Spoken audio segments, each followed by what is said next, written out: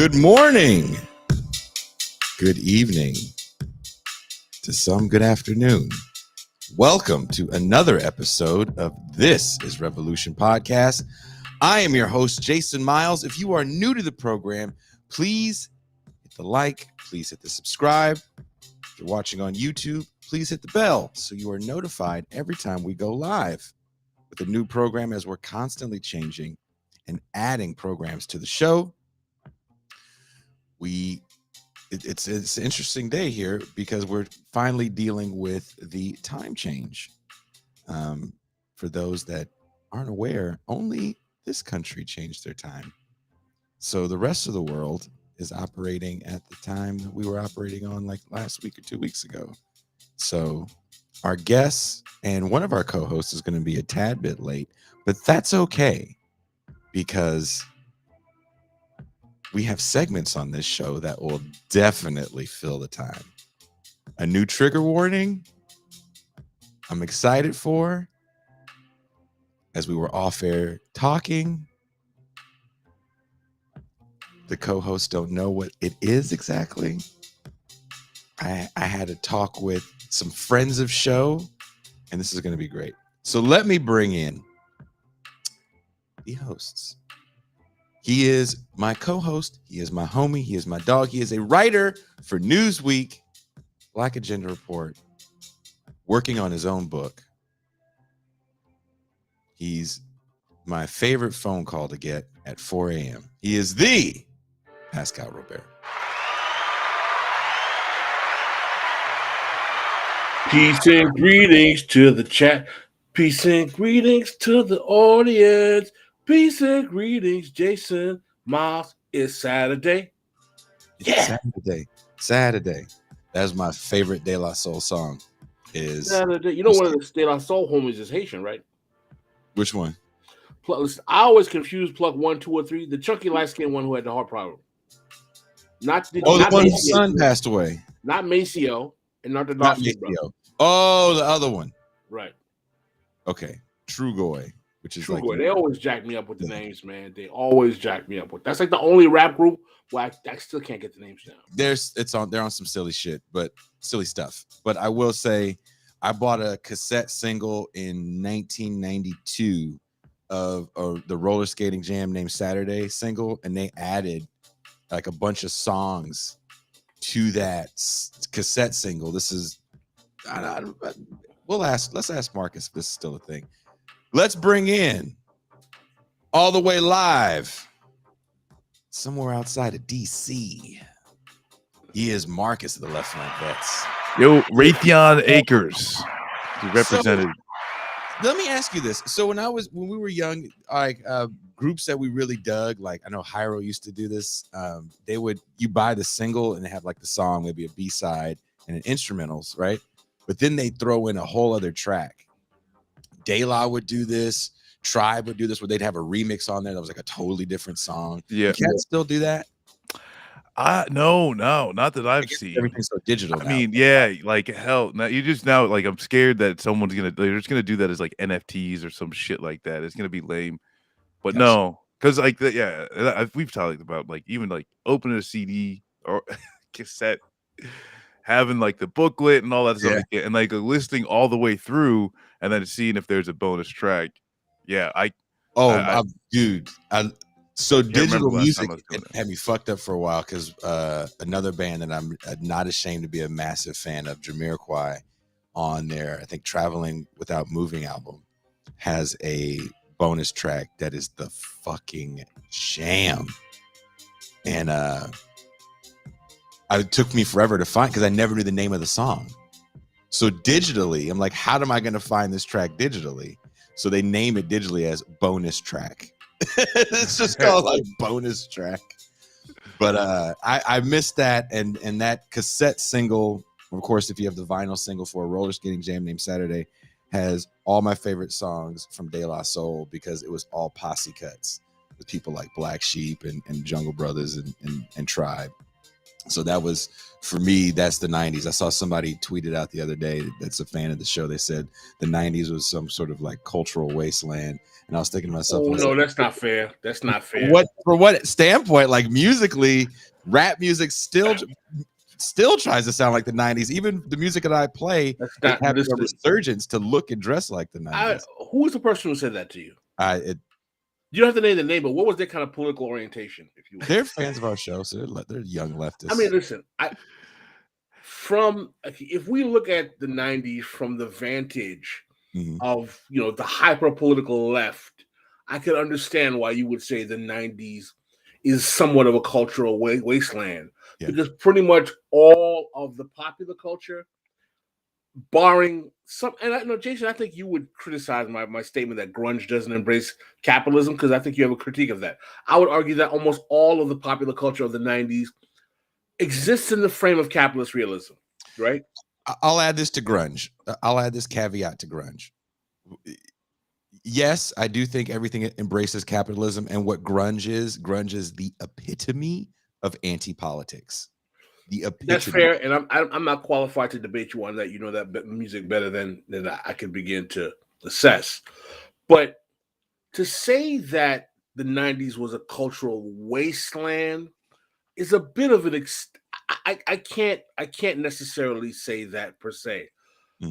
I would say that it's a period of a hyper capitalized cultural production, but there is culture. For example, what they called what called Nouveau Soul, or what was it? The Neo Soul. Neo Soul, yeah, comes out of the 90s. Neo Soul. There was a lot of that music I really liked. I really liked that music. It comes out of more the 80s and goes into the 90s. Here's my point why I think that's such a bad comment. If you look at that music that you're talking about, and here 1 second, I'm gonna put a pin in that point. Let's bring in everyone's favorite non-binary super soldier, so said by a fake Twitter personality that isn't a real person. Stefan Bertram Lee.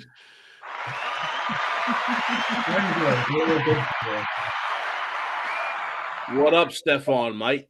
And let's bring in real quick the person that put this show together, Djene Bajalan. Greetings, everybody. Hey, I just have to. I want to apologize. No, listen. First of all, you're in another country. You're back to drinking tea, pinky out. How do we know he's going to apologize for the time zone thing? So like, we should hear him out, because we don't know if Djene did something else. He made this mistake earlier in the week when he set Gaming Materialist to go an hour later, and I forgot to email him. So I'm going to put some of the onus on myself. I saw the mistake made, and that's when I realized, oh yeah, the rest of the world. First of all, I realized when I had to reset my internet the other day, and my TV was off an hour, and I was like, what's going on? I forgot I lived in Mexico. They don't have daylight saving time in Mexico. It's only America. It's only America. So your time in Mexico, in the UK, but it's on a different schedule. Yeah, it's on a different schedule. George Bush changed it in the 90s. Back to Dude's point, in the 90s or 2000. I have to object to the notion that the 90s was a cultural wasteland, because it gave us both the Spider-Man cartoon series, the X-Men cartoon series, and the Batman cartoon series. All that shit. It also gave us loads of anime, like the good anime, not the bad anime. I think some of the 80s and 70s anime is fucking badass. Sorry. Now it's all weird. It's all weird, like cat people and stuff. But like, I mean, it was all weird, but I'm weird in a different way. That's Thundercats erasure.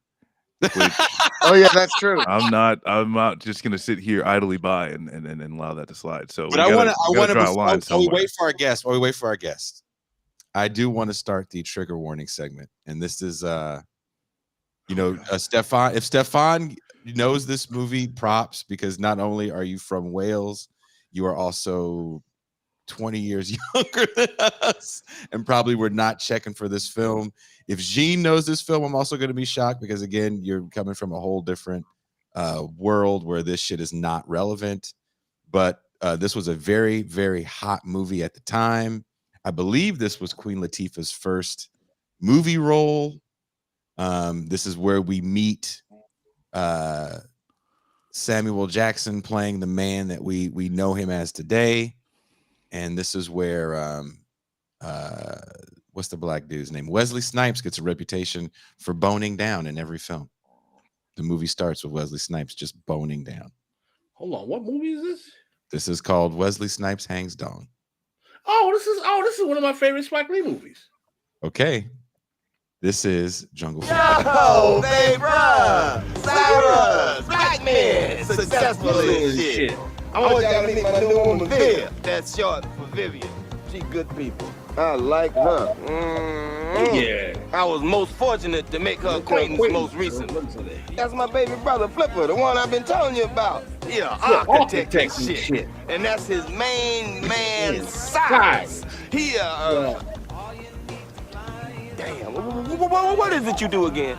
I teach high school. Damn, that's right here, high school teacher and shit. You know, hey, I'm sorry, man. You know, my mind's getting bad. I gotta go. You leaving me? I gotta go. You promised? I promise. My lips are sealed. Vivian, nice to meet you. Gator. Peace, two fingers. Peace. Yo, Viv, would you let two loving brothers get a moment alone to get reacquainted and shit, you know what I'm saying? Where the fuck am I supposed to go? I know where the fuck I am. Don't give a fuck where you go. Can't you get ass off the school? Y'all sit in the motherfucking swing and wait for me. Swing, motherfucker, that's cold as it is out here. I'm trying to get some motherfucking money from my brother here. Goddamn it. What you want to look like a fool, motherfucker? Stick this shit in your mouth. Shit, you smoke this shit. Shut You the fuck up. motherfucker, give me a motherfucking light, goddamn. Here, take this goddamn lighter. Take this goddamn lighter. Can't your motherfucking ass You over better here. hurry your ass or you better come back with some motherfucking money, motherfucker. Shit. Go right there. Cold out here. You fuck, you freeze your motherfucking ass off. Just go. Shit. Oh, I like her. Look here, baby, bro. I'm a little light right now. Could you, like, let me hold some change? No. No, Gator, no. The dancing shit ain't gonna work. I ain't giving you a red cent. What? Come on, you could do me this one solid. What? Would you rather I go out and rob some elderly person? Steal? Well, either way, I'm gonna get high. But I really hate having to resort to knocking elderly people in the head for their money.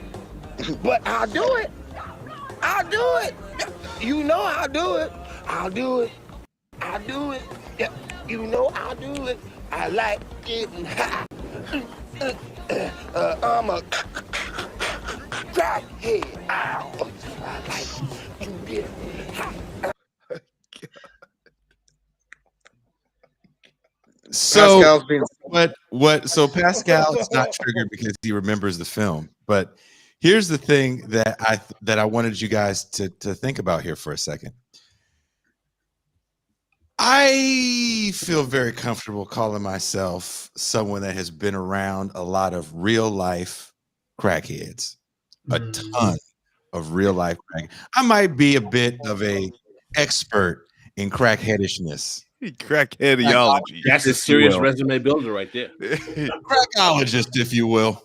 In all my years of being around crackishness, never, ever, never have I seen a motherfucker dance for crack. Now, I've seen break dancers that might have a drug problem.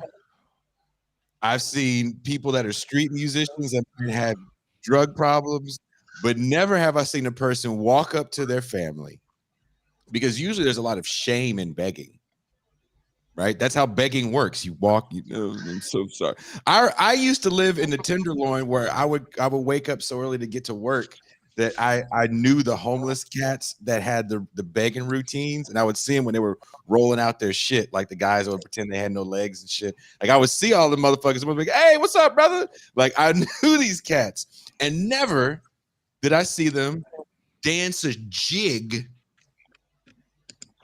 I'm gonna get, and so there's another scene in the movie that I wanted to get where he dances for his mom. She's like, "Gator, dance for me, Gator," and he's like, "Mama, I'm gonna smoke the TV, Mama," and you know, and he ends up it's ridiculous. But that goes back to what our friend Bertram Cooper wrote about like who gets to write for black people. Obviously, Spike Lee's idea, unless he just has a singing, dancing, Al Jolson, crack smoking, dope shooting motherfucker in his family, I don't know. But I've never seen that person. And so that's very coonish behavior. And guess what I found out, Pascal? What's that?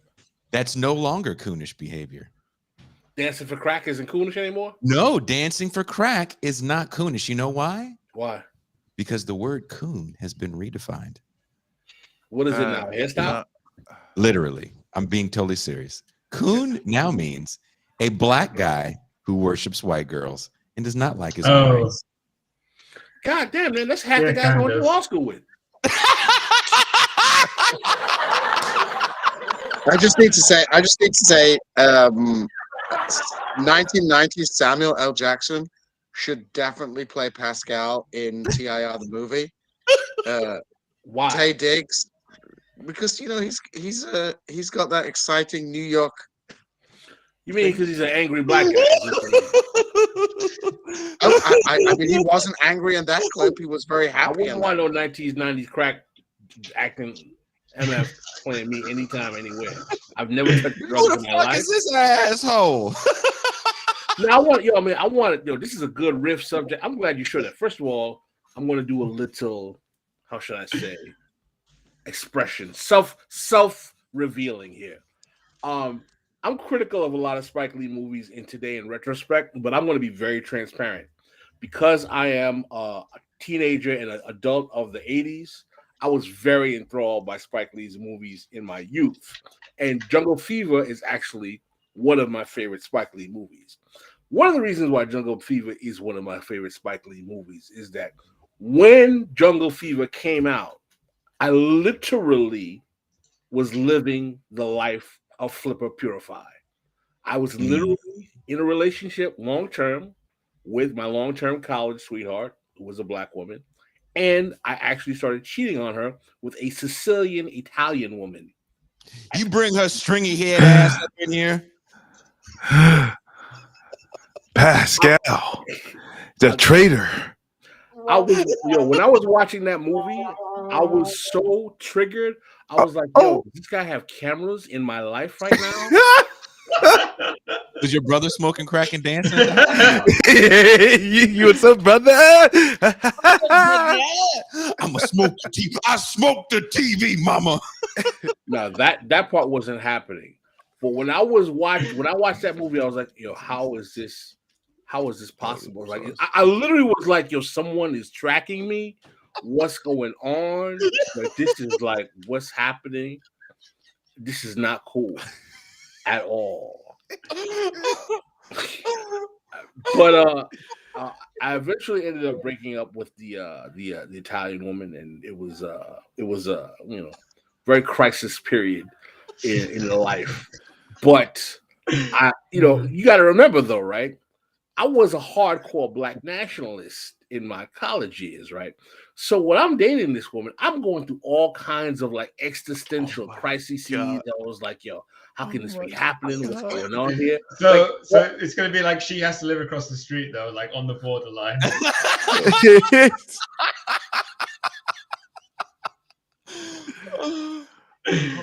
Oh my God. So I mean, it was really funny, like watching that while I was actually doing that particular reality in my own life.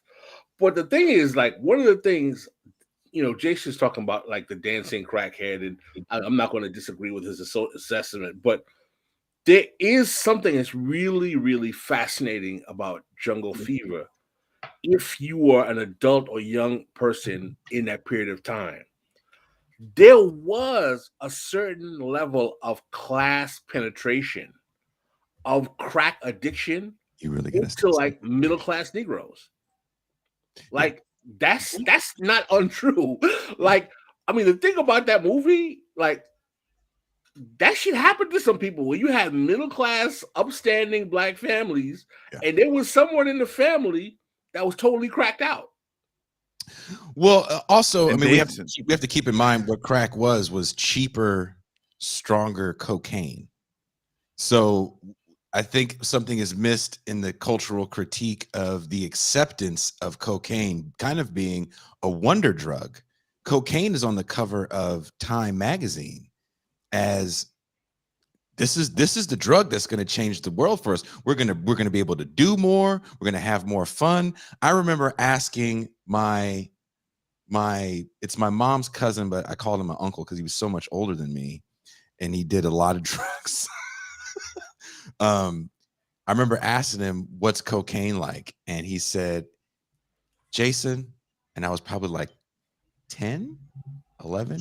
He goes, it's like having an orgasm from your toes all the way to the top of your head. That feels like a bit much. Scared me away from doing drugs. I was like, man, I can't deal with that. But no, I mean, listen, man. I know Torre hates Spike Lee movies, and I know why Torre hates Spike Lee movies, right? Because Spike Lee, like Torre, is a fellow Afro-Saxon, multi-generational, black, college-educated, middle-class, black person. But I think what Torre really kind of resents about Spike Lee, and I think this is fair, is that Spike Lee tries to front like he's a brother from the hood who's just a nouveau riche striver. You know what I'm saying? First of all, there's a lot of things about Spike Lee that I find really kind of cartoonishly anachronistic in terms of timing.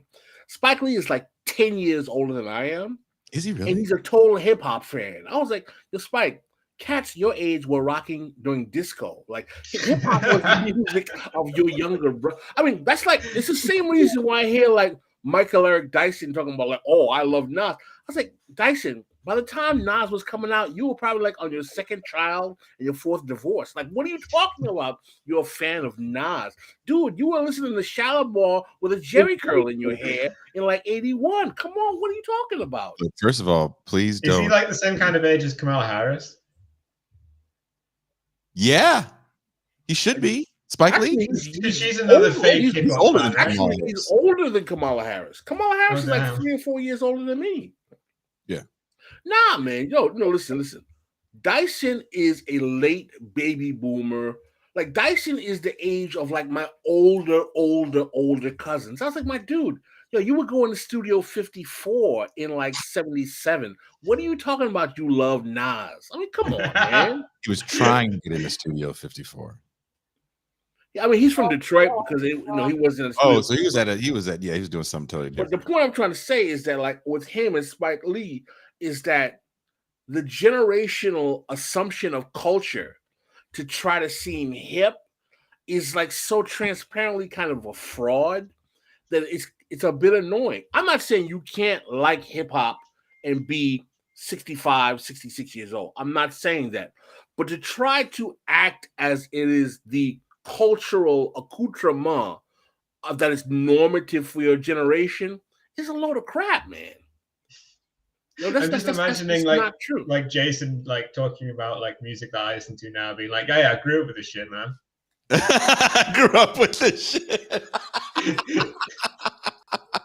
I always tell my old friends now that like love, or my friends that we're all old, that love shitting on like new hip hop. I'm like, look, dude, it's not for you.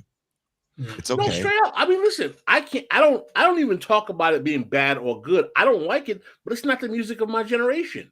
Yeah, it's just not for you. It's not made for you. It's not. I don't want to listen to some fucking 19-year-old kid talking about being a snitch and a dope fiend and be like, yeah, this is cool. I'm like, this fucking sucks. This is dope fiend rap. If that's what you guys like, then, hey, hats off to dope. I mean, the thing is, though, right? Like, one thing that, Jason might remember this because when Jason and I are a little bit more contemporary in age, but I think this is kind of a regional thing.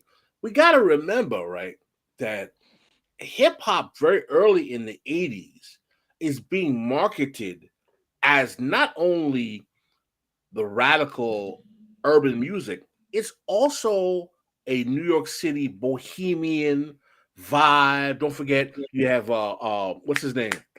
Fab Five Freddy, who's hanging out with.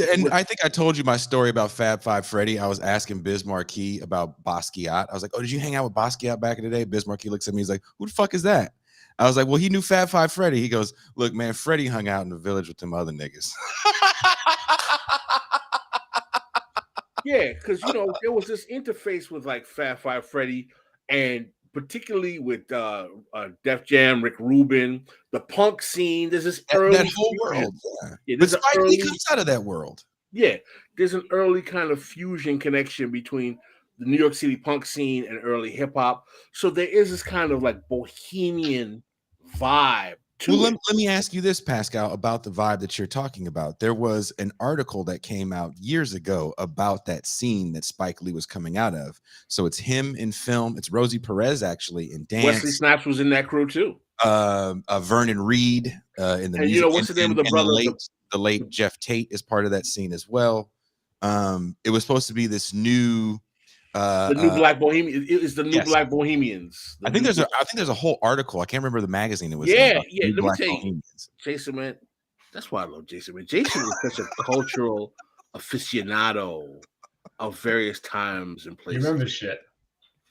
But let me tell you, right?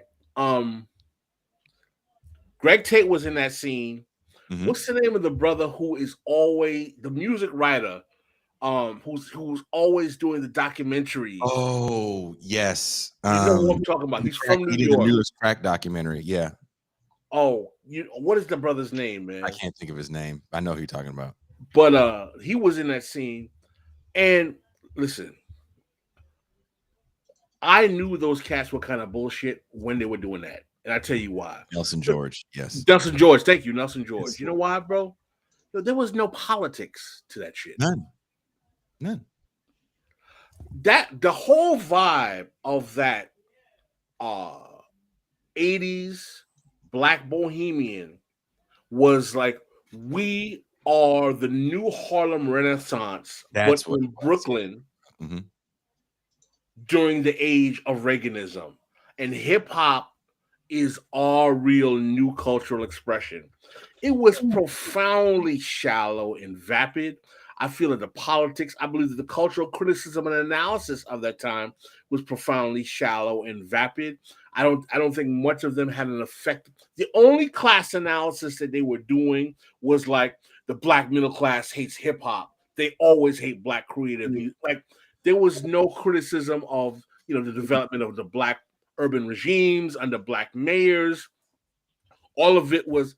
It's what's really fascinating, and I got Jason shout out for bringing this up again, man, is that much of the really vapid Black politics that we see today really has its roots in that era. To be very, very true, because I was on Ben Dixon's show as I mentioned the other day, when we were talking about the evolution of Black politics, right? And as Jason and I know, I think we mentioned it here, like in the 70s. When those guys come out of the civil rights movement and also Great Society government jobs, and they start to become mayors, right? Mm-hmm. They at least have to maintain the charade of redistributive policy to the Black poor and working class, if not policy-wise, at least rhetorically. Mm-hmm. By the time the 80s comes in, mass incarceration is kicked in, it's really this kind of austerity, but we got a Black mayor. We got a Black mayor. We got a Black mayor. And what you see, right, is that element of we got a Black mayor, we got a Black president, we got a Black potential governor, still maintains its legitimacy in contemporary Black politics, and also the austerity-like lack of redistribution of the 80s generation transformed into sheer neoliberalism and pro-corporatism, and went even the complete opposite direction, starting in the millennium with the kind of iteration, and we've talked about this before, Jason, the kind of the trial balloon of the purely neoliberal Black politicians, which is Barack Obama, Cory Booker, Adrian Fenty, Hal Ford Jr., and Arthur Davis. I was going to ask a question about do you think that without the a real mature class critique or even political critique in hip hop, it even allows hip hop to be kind of like the scapegoat for Black politicians to basically stand on high and say it's a cultural wrong that's happening within the Black community and not actually an economic. Say it again for the viewers. Shout out to Marcus Left Flank with a very important, very important interjection. Is hip hop anything more but a musical sound garden of underclass ideology? Jason? Well, I mean, now a lot of it is like a white middle class ideological garden, but yeah. I mean, hip hop now, I just discovered, and I'll be brief, and I think I talked about this the other week. I just discovered this whole thing called scam rap. And it's this kid out of Detroit, and these dudes, they just talk about scams that they do on the internet. And I mean, there's a really famous song by an old kind of leftist hip hop collective about this. I can't remember. Dead Prez, exactly. hell yeah. Dead Prez, yeah, hell yeah. But the I just listened to this song like a few days ago. It's a sick song.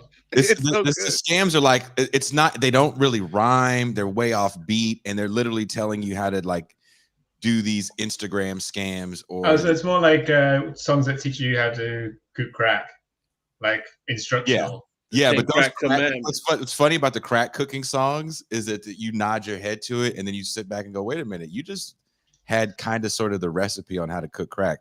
These songs, you can't even nod your head. It's like, and then you go to the ATM and beat the bitch in the head, and then you kick the car.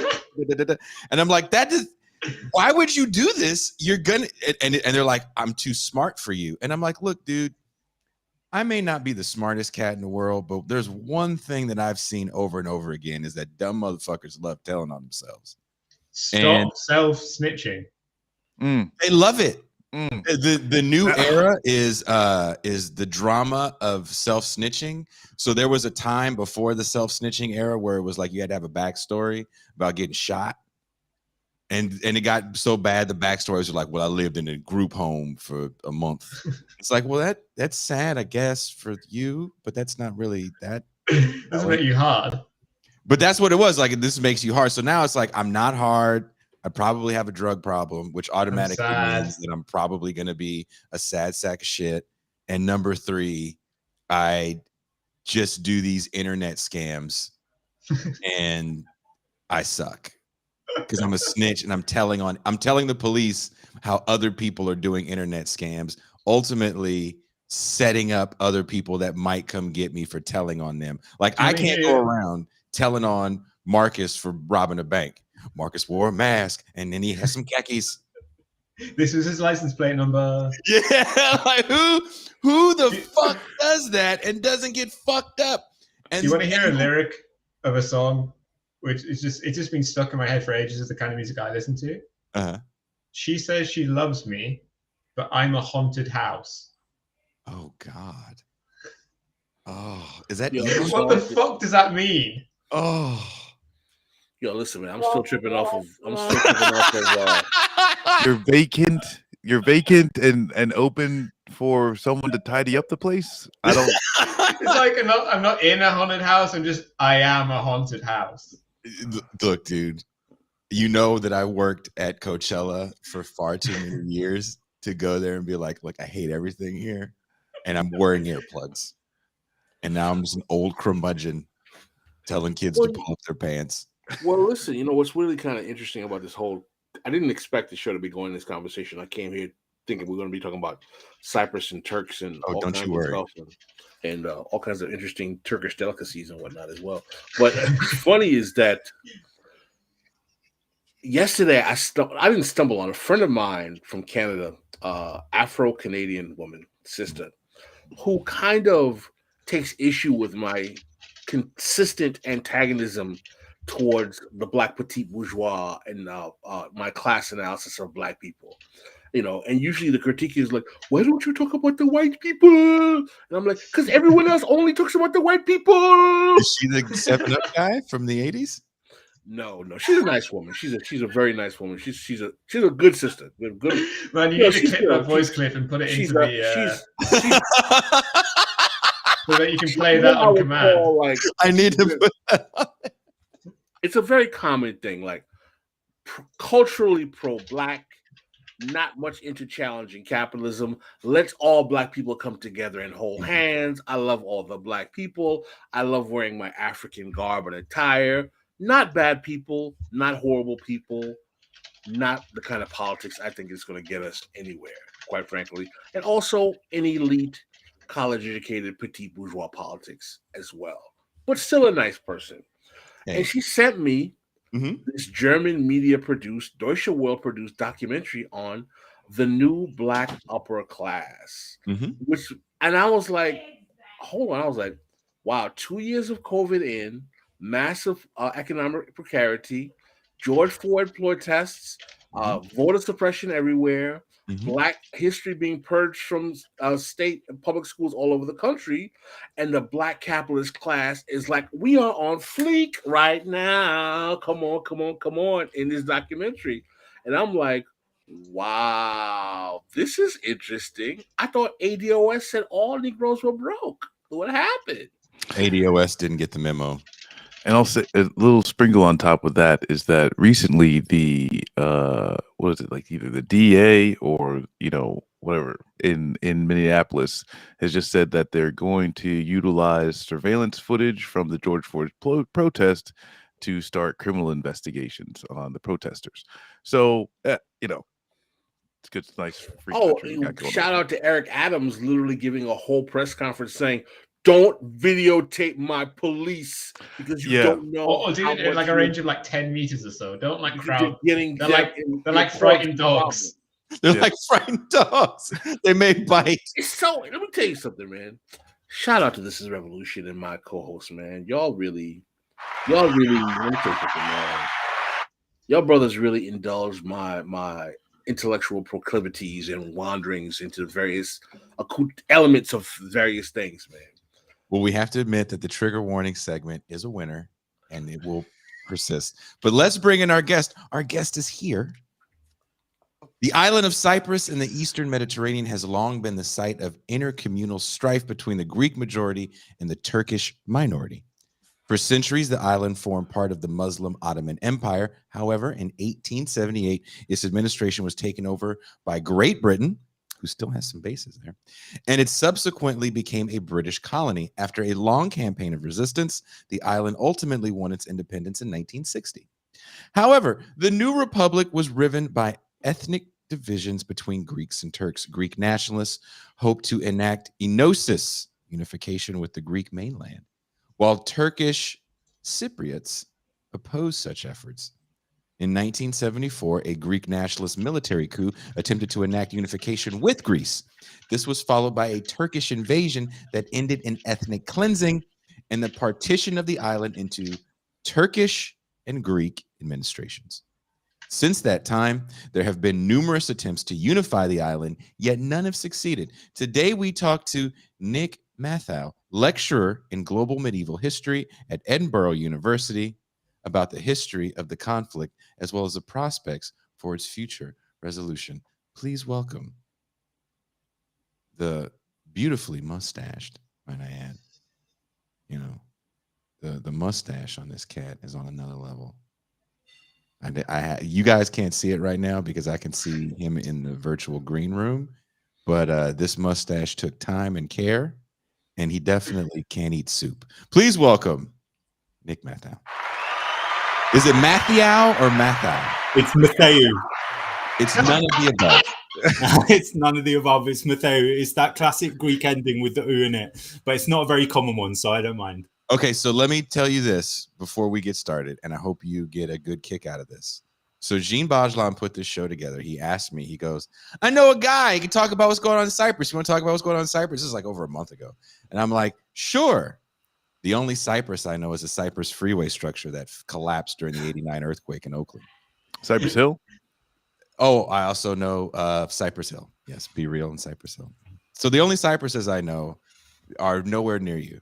So I'm like, okay, well, give us time. So usually what Djene does is he gives us readings. Djene is back in the UK. He's definitely given us the middle finger when it comes to giving us readings. And I have to Google you, and I'm Googling the wrong Cyprus because I spelled it like the tree. So there's another man with your name that's older.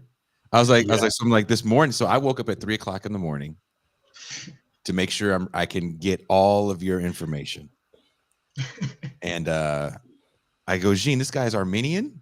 Djene goes, fuck are you talking about? I was like, he's like a 55-year-old Armenian, right? Djene goes, no, I think he's like from the Cyprus area and he's like 32.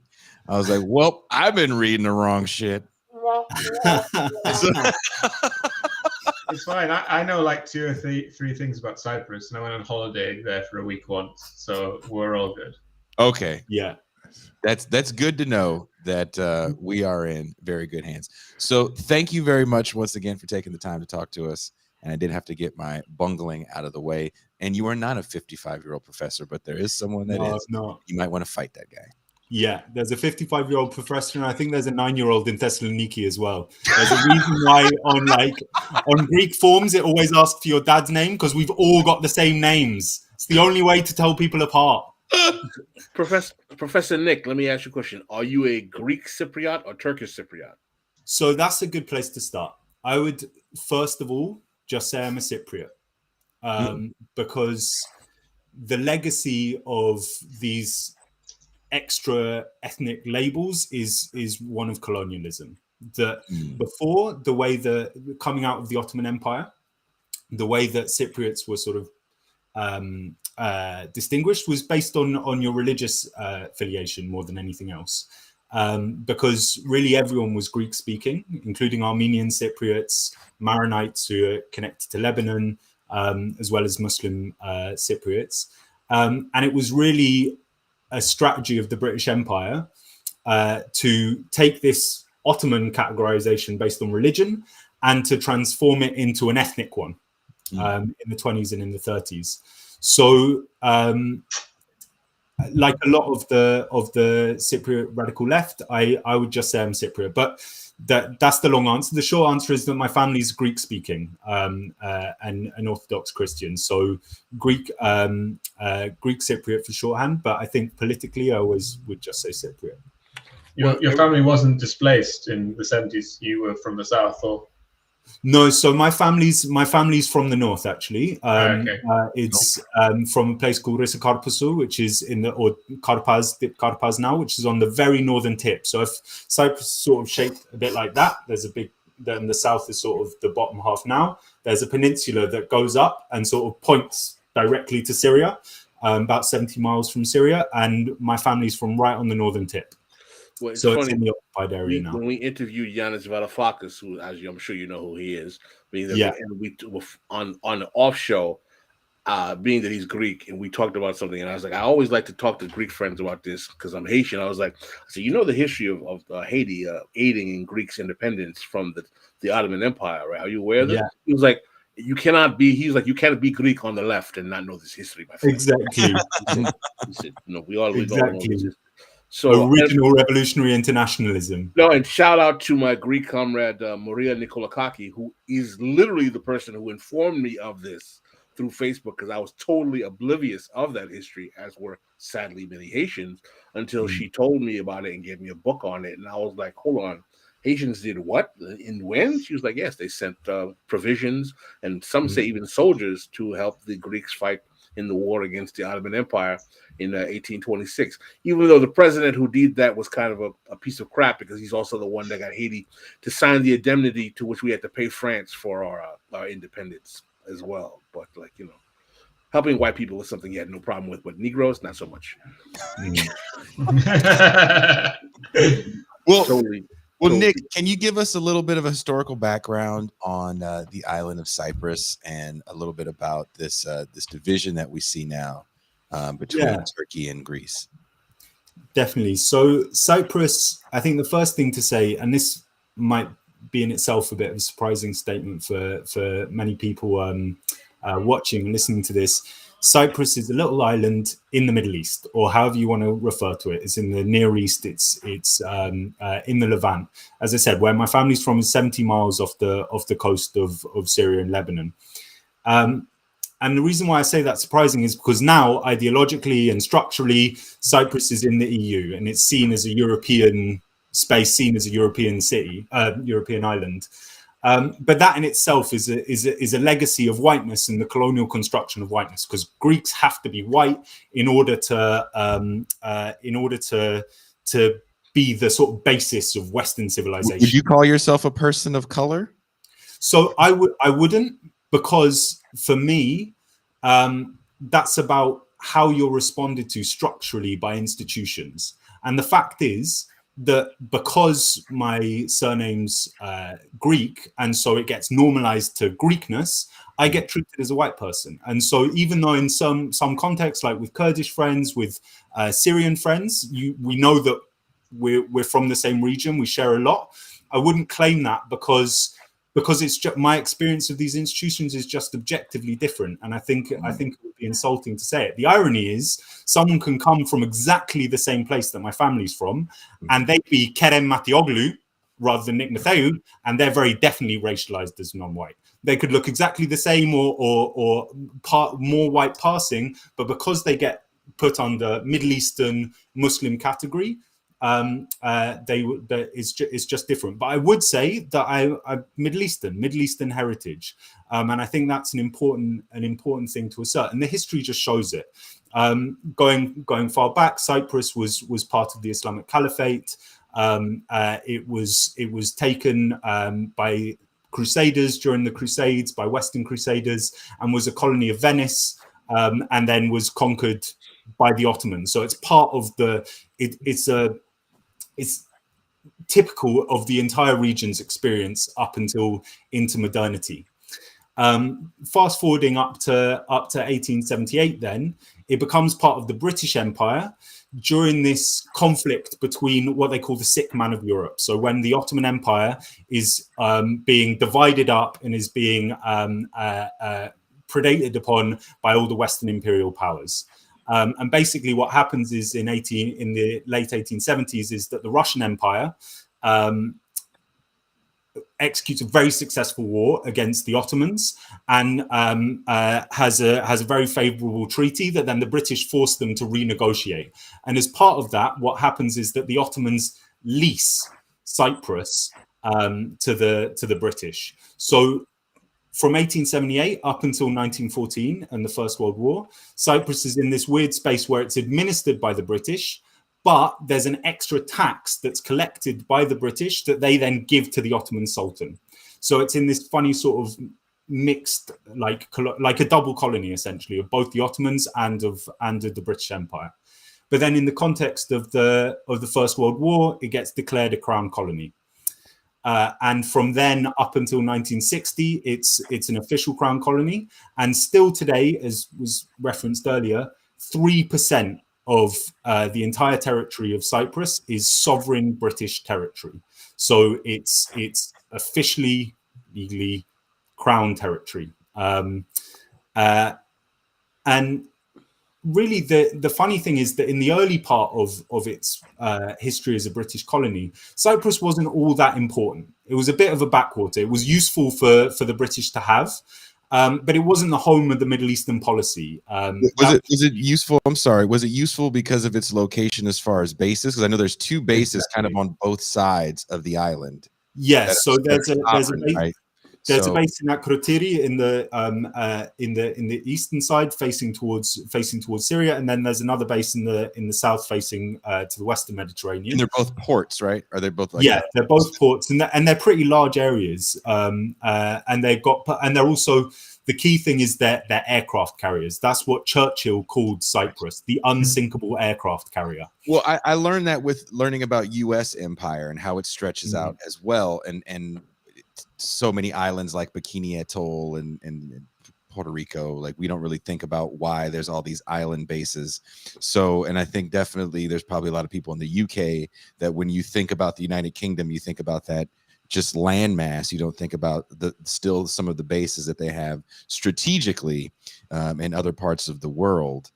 And I did find that interesting that both those bases were on opposite sides of the yeah, exactly. To be able to project power in both directions. So there's no mineral resources that they're trying to pull. There's no oil. There's no. No, it was about having a strategic area. Sorry, Stefan. But there is a dispute now about oil in the Mediterranean between Cyprus and Turkey. Yeah, so not actually. Well, they're drilling for oil sea, but hydrocarbons in particular. So there've been hydrocarbons that have been found between in the exclusive economic zones, as they call them, between Cyprus and Israel. So there's a lot of power politics taking place now, where the Turkish state is trying to assert the rights of the so-called Turkish Republic of Northern Cyprus to take control over of some of these hydrocarbons. And we saw like that's now militarized drilling. So that's much more typical colonialism as we think, or imperialism as we think of it, like going for resources.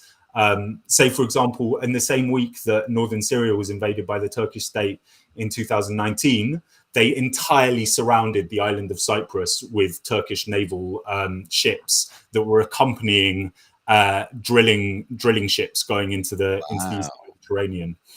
I mean, a strange thing happened with the Afrin invasion, right? That the leader of whatever you call the regime in northern Cyprus actually criticized the invasion.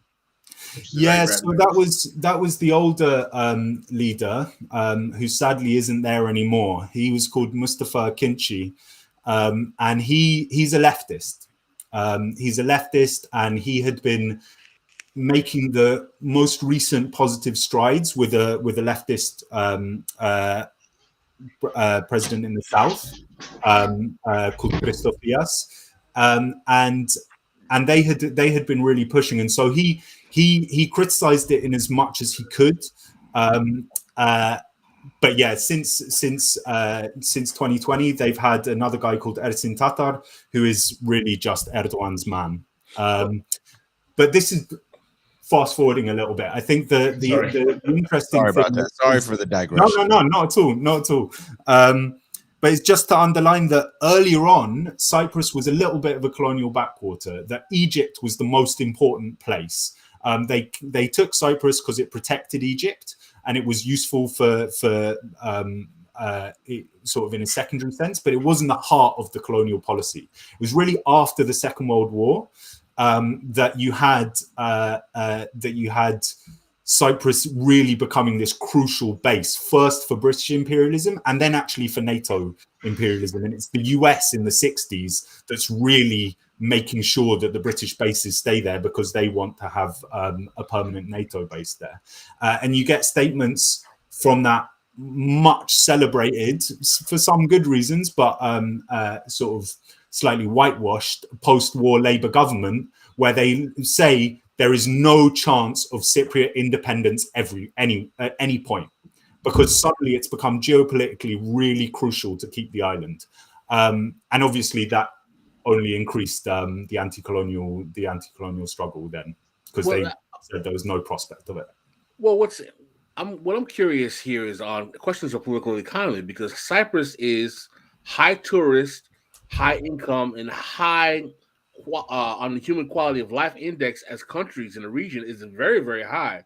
Pretty much for an island of this size, who recently becomes independent within the last 60 years, Cyprus, compared to other post-colonial countries, is very affluent and quite rich.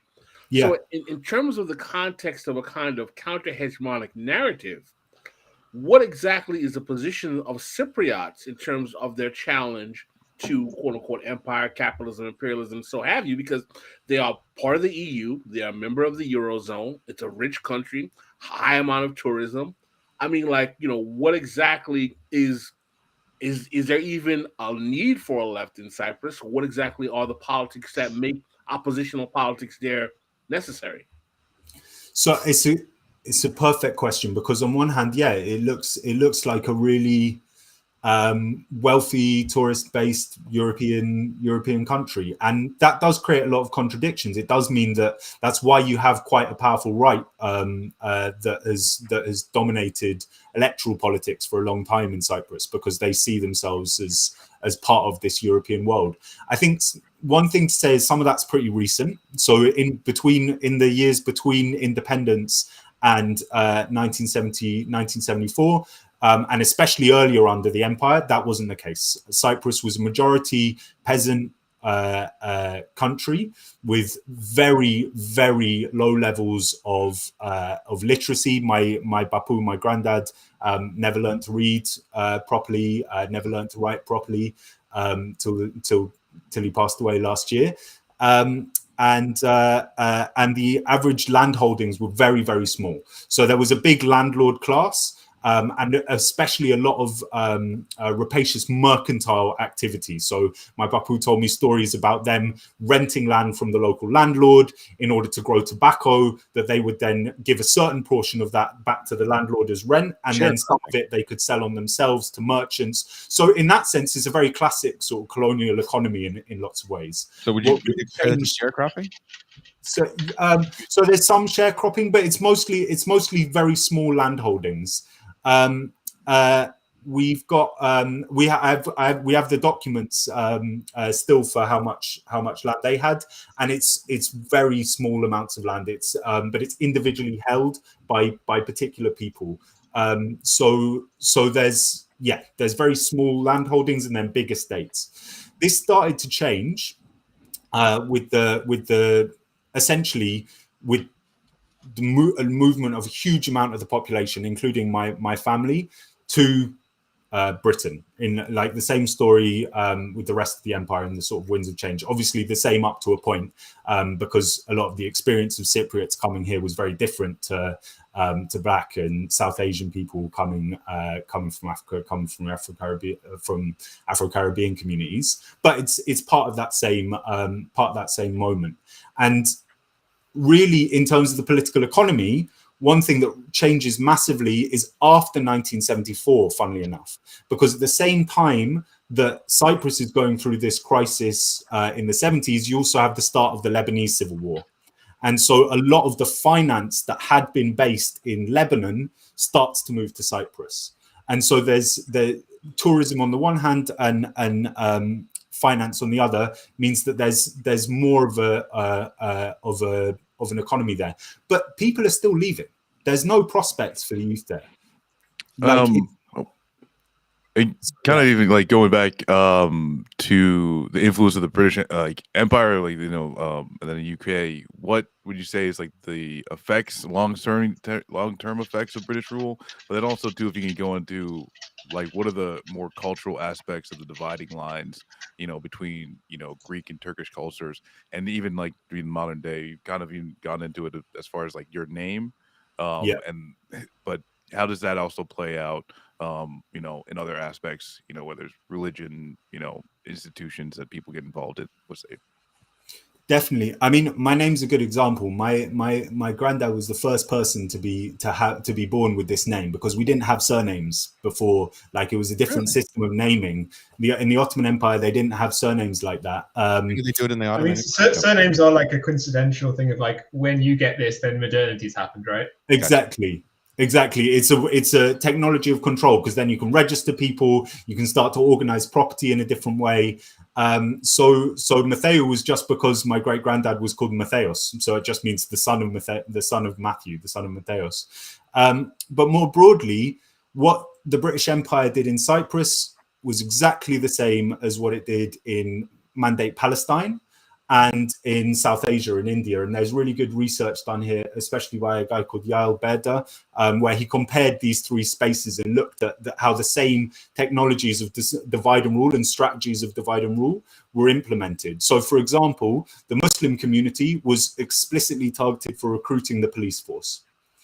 And there were about 18% of the population was Muslim. And I should say, like, they're not mostly descendants of settlers during the Ottoman period. They're descendants of people who converted to Islam, and so they were entirely Greek speaking. I really like meeting some of the older Turkish Cypriots around North London, because you hear them speak a Cypriot dialect that actually doesn't exist as much in Cyprus now. So in terms of the culture, there was nothing meaningful to separate us.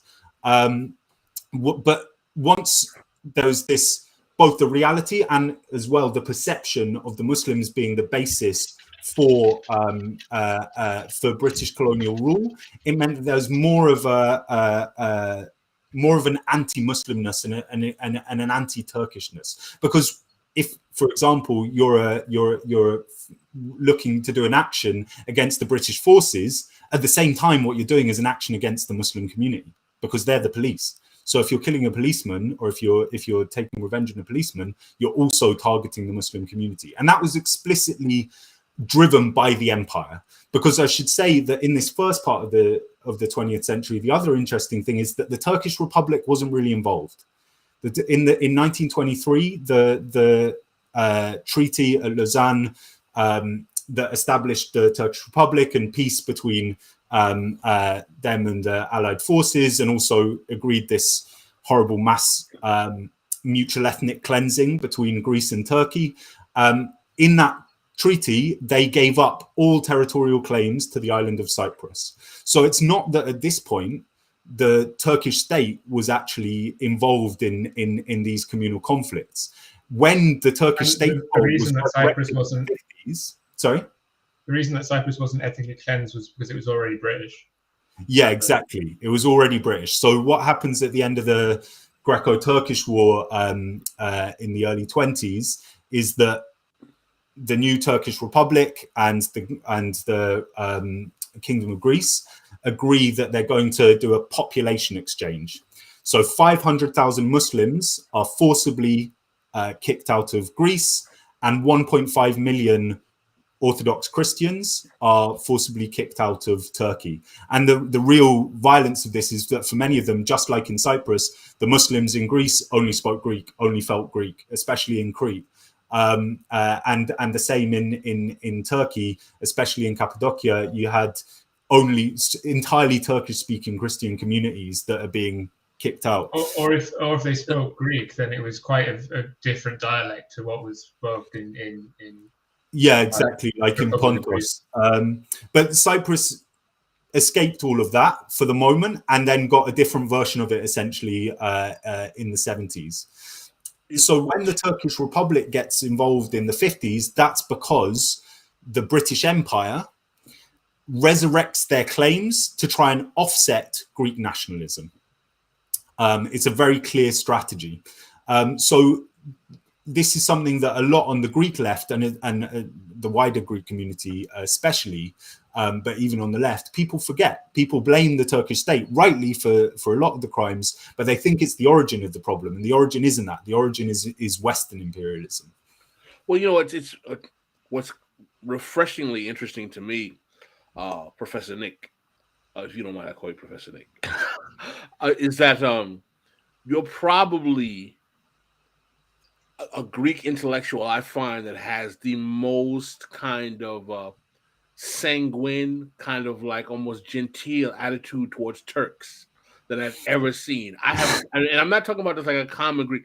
I have not ever met a Greek person that didn't have like almost a biochemical allergic contempt and hatred for Turks in my life. I find this refreshing that, you know, you have this kind of very balanced kind of very, very progressive narrative of these events, because whenever I talk to even Greek left intellectuals, their hatred of the Ottomans, the Turks, is just visceral, man. Can you share what that's about?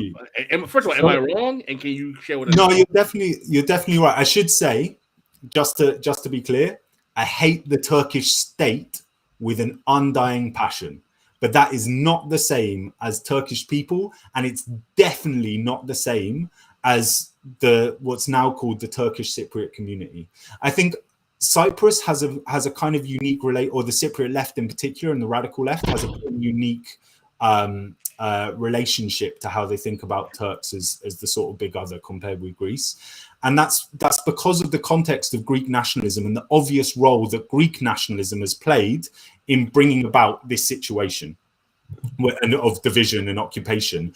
And actually, it can even be taken to some extremes that I wouldn't agree with, where a lot of the sort of anti-state anarchist left in Cyprus won't even refer to the northern part as the occupied territories. They'll refer to it as the North because they see Greek nationalism as so much their primary enemy that they don't even want to accept this as an occupation. Now, I think that's going way too far for me. It's obviously an occupation, and we can't sort of be shy about that. But I think it's like was mentioned in the beginning.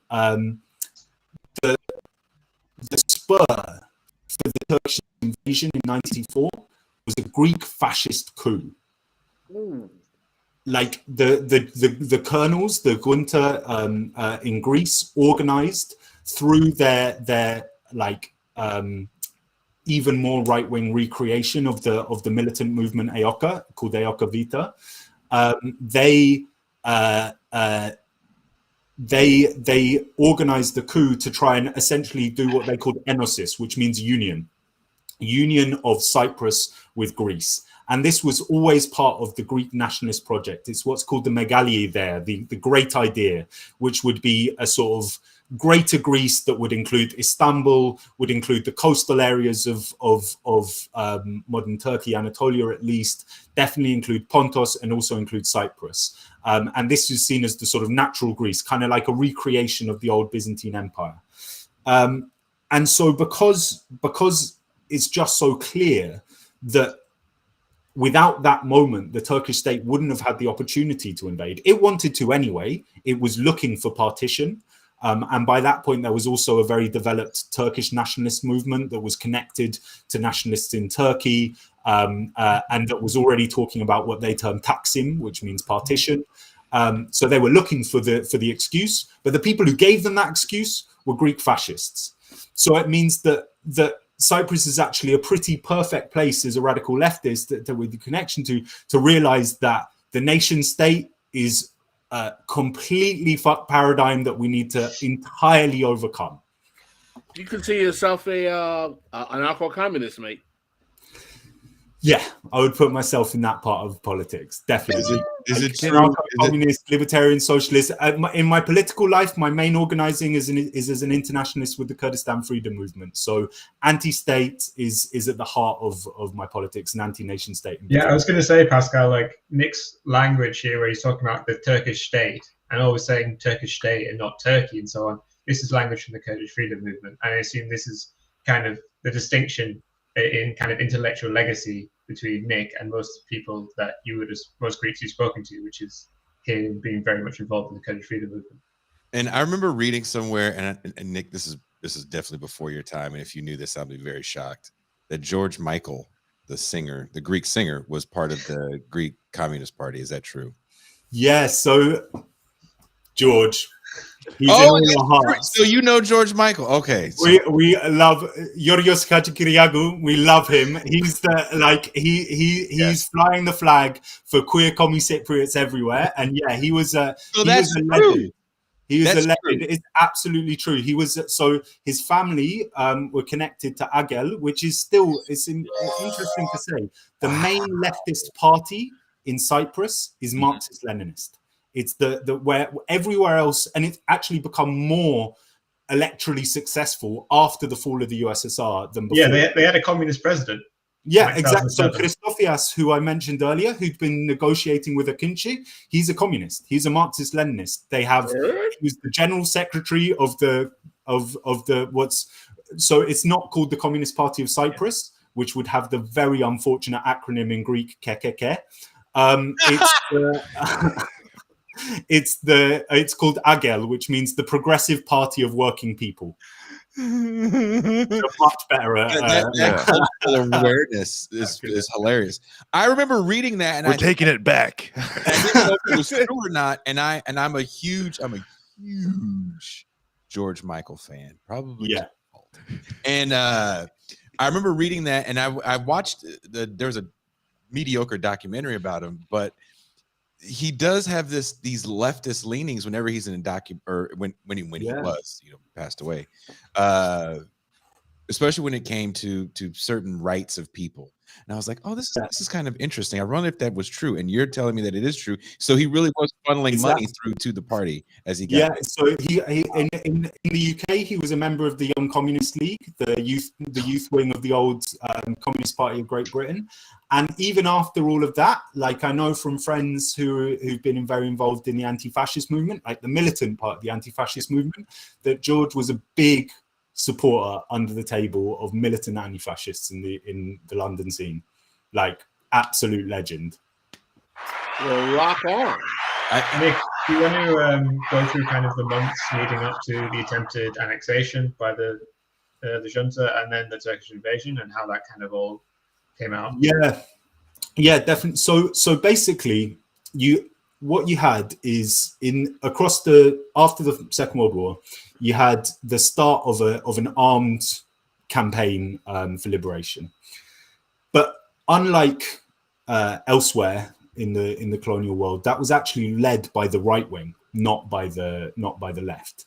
Grivas, Colonel Grivas, who started that, had spent the war in Greece, organizing a group called Chi, the Greek letter Chi, who were ultra monarchist fascists and who spent the entire war killing communists in Greece. He then went back and started the armed movement EOKA, which wasn't entirely fascist, but was mostly nationalist. There were a few leftists there, but was mostly nationalists. And what they were fighting for was union with Greece. This was always their long-term vision. And they had some connections with the church, because the church still had a very important institutional role that comes out of the Ottoman Empire. The Ottoman Empire had a system called the millet system, which is the sort of government of communities by their religious authorities. And so that was literally called the ethnarchy. And that existed under the British. The church was especially strong and autonomous in Cyprus, right, compared to other places. Yeah, you have the archbishop, and so they were supporting, but under the table supporting it. At the same time, you had the communist movement led by Agel. You had the leftists, and they also had the trade unions, and they were organizing for independence. But eventually, in the 50s, they no longer supported the idea of union with Greece.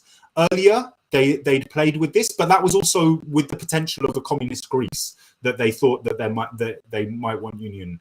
But as they started to explicitly reach out to the other communities in Cyprus, and there was a wave of anti-communist and anti-bicommunal, in fact, murders that EOKA committed in around May Day in 1958. So what happened is in 1960, the British state, the Greek state, and the Turkish state got together and created the Treaty for Cyprus's independence. So you'll note there, not a single Cypriot organization was involved. This was the three states, the colonial power, and the two mother states of the main communities, as they claimed it, got together and said Cyprus is going to be independent. At this point, all three of them are also in NATO, so it's really important for Cold War politics that they don't come to blows. Cyprus is going to be independent. It's going to have these sovereign bases, and they are the three guarantor powers. So what that means is, if any one of them try to interfere internally in Cyprus, then the other two have both the right and the responsibility to intervene and to return the constitutional norms there. And what they gave as the constitutional norms was essentially an unworkable interethnic system, like just like we see in Bosnia-Herzegovina, like these intercommunal conflicts that are created by imperialism. When imperialism tries to create a solution, it essentially fossilizes all these identities. Yeah, and it completely reifies the system, right? Exactly. It means that your being Greek suddenly becomes the most important political fact about your existence. It's no longer about you as a worker or you as a colonial subject, but it's you as a Greek, and you have opposed interests that need to be balanced in the system. And that very quickly broke down. In 1963, 1964, there was a lot of communal violence by Greek fascists, by Greek nationalists, that essentially created a bunch of Turkish enclaves. And there were a lot of massacres and crimes committed by Greek nationalists at this point. And the constitutional order broke down, and you had Greek majority rule in most of the island from that point up until 1974. And you also then had these Turkish enclaves that were essentially under siege, that were controlled by TMT, which was the Turkish nationalist, Turkish fascist movement, which was arguing already at that point for partition, as were the imperial powers. In the first proposal for the partition of Cyprus was drafted by the US and the UK in 1964. Professor Nick, I want to ask you. 4 years again.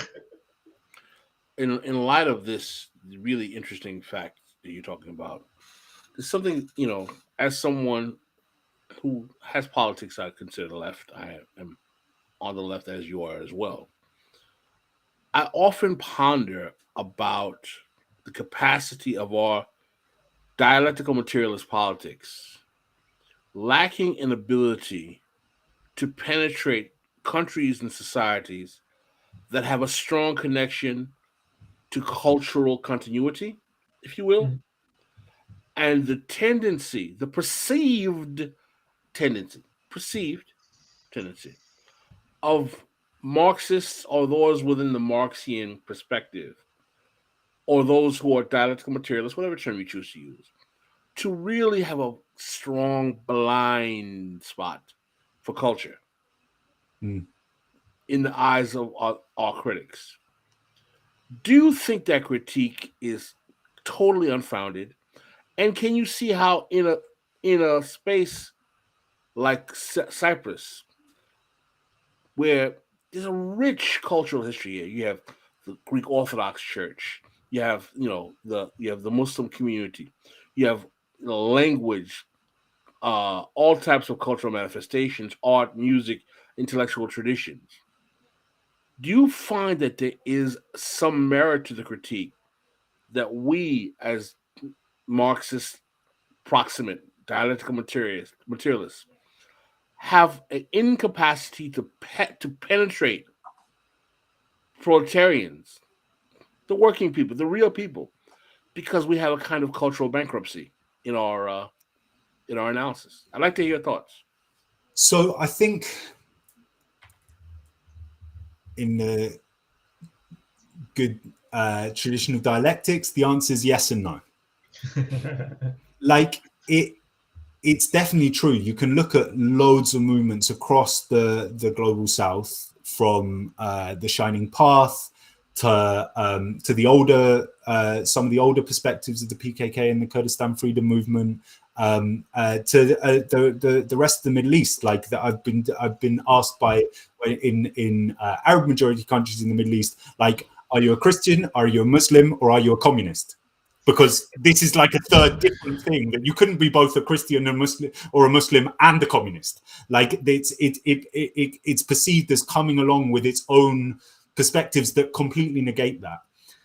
So I think yes, and you like what the Shining Path did with the indigenous communities in Peru is a really shocking example, or the Khmer Rouge as well in Cambodia. But at the same time, the fact that I can name all those examples shows just how deeply rooted Marxism, Leninism, revolutionary politics, communist politics was and still is in a lot of the parts of the world that now people say these things more about. It's like, oh, we need to take stock of the culture and be able to include that into the politics. So I think that's a contradictory situation, and I think that contradiction is one that the Kurdistan freedom movement is taking really interesting steps to address.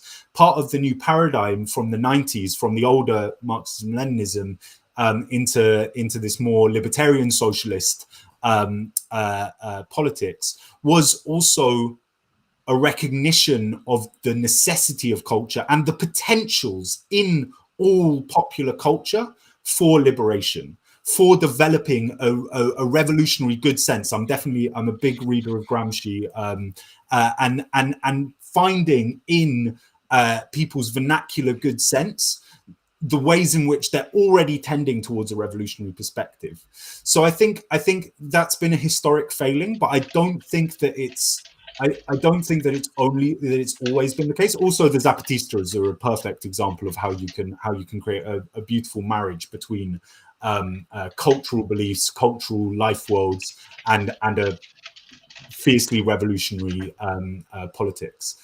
In Cyprus, I don't think that's been the problem so much. I think and in Turkey and Greece as well, the communist politics has been is incredibly strong in Greece and in Turkey.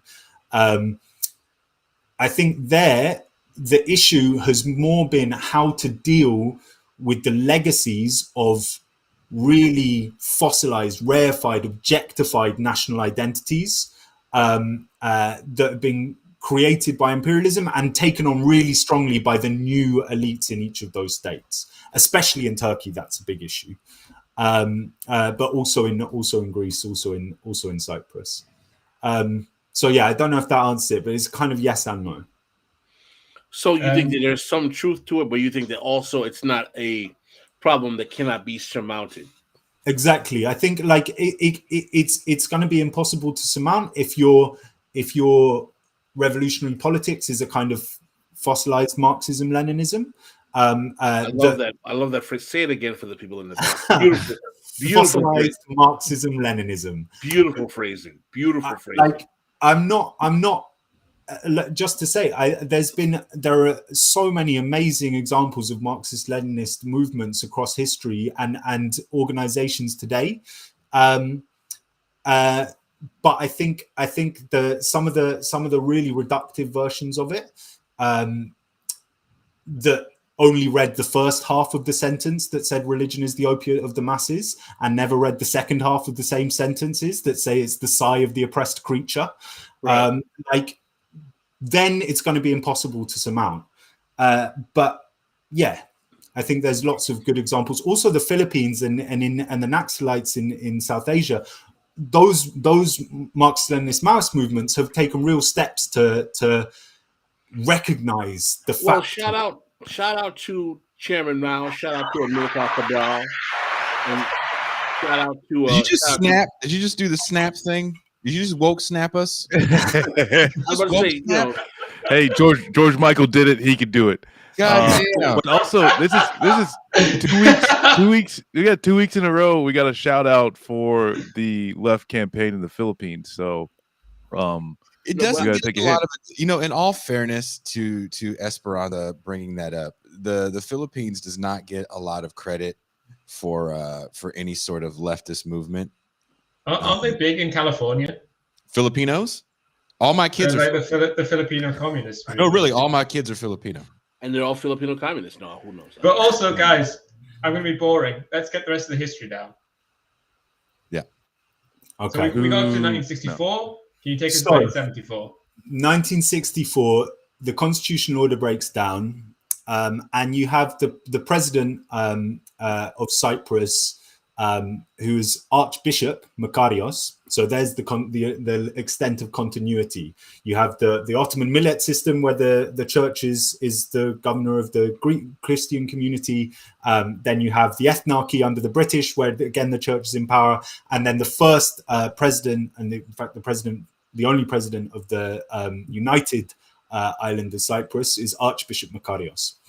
And he eventually, he's still originally a believer in union with Greece, but eventually by the late 60s, he recognizes that it's not going to happen and starts to try and find a different politics for an independent Cyprus. And he starts to actually get closer to the communists, to Agel and the leftist movement, and starts to try to position Cyprus in the non-aligned movement. And obviously, these are all massive warning signs for the NATO imperialists. At this point in the late 60s, Britain is looking the UK is looking to pull back all of its colonial commitments, and there are now because we're far enough away, there are documents, memos that we can read where essentially it's the US insisting that that the UK stays and keeps these bases, because obviously there's also competition with the wider Middle East. You have Nasser in Egypt, you have the 67 war, and the whole situation with the Palestinian liberation movement. So Cyprus is now really geopolitically important. Makarios starts to try also to arm the Cypriot National Guard, and he's going to Eastern Bloc countries to get those weapons. And it reaches a point where, kind of hilariously, because he's still an archbishop, right?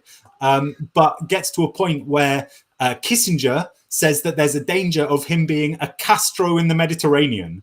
Now, like, the Archbishop of the Greek Orthodox Church of Cyprus is somehow now Fidel. They both have great beards, but other than that, I think the comparison's a little bit off. But at the same time, you have a massive ramping up of Greek nationalist agitation for union with Greece.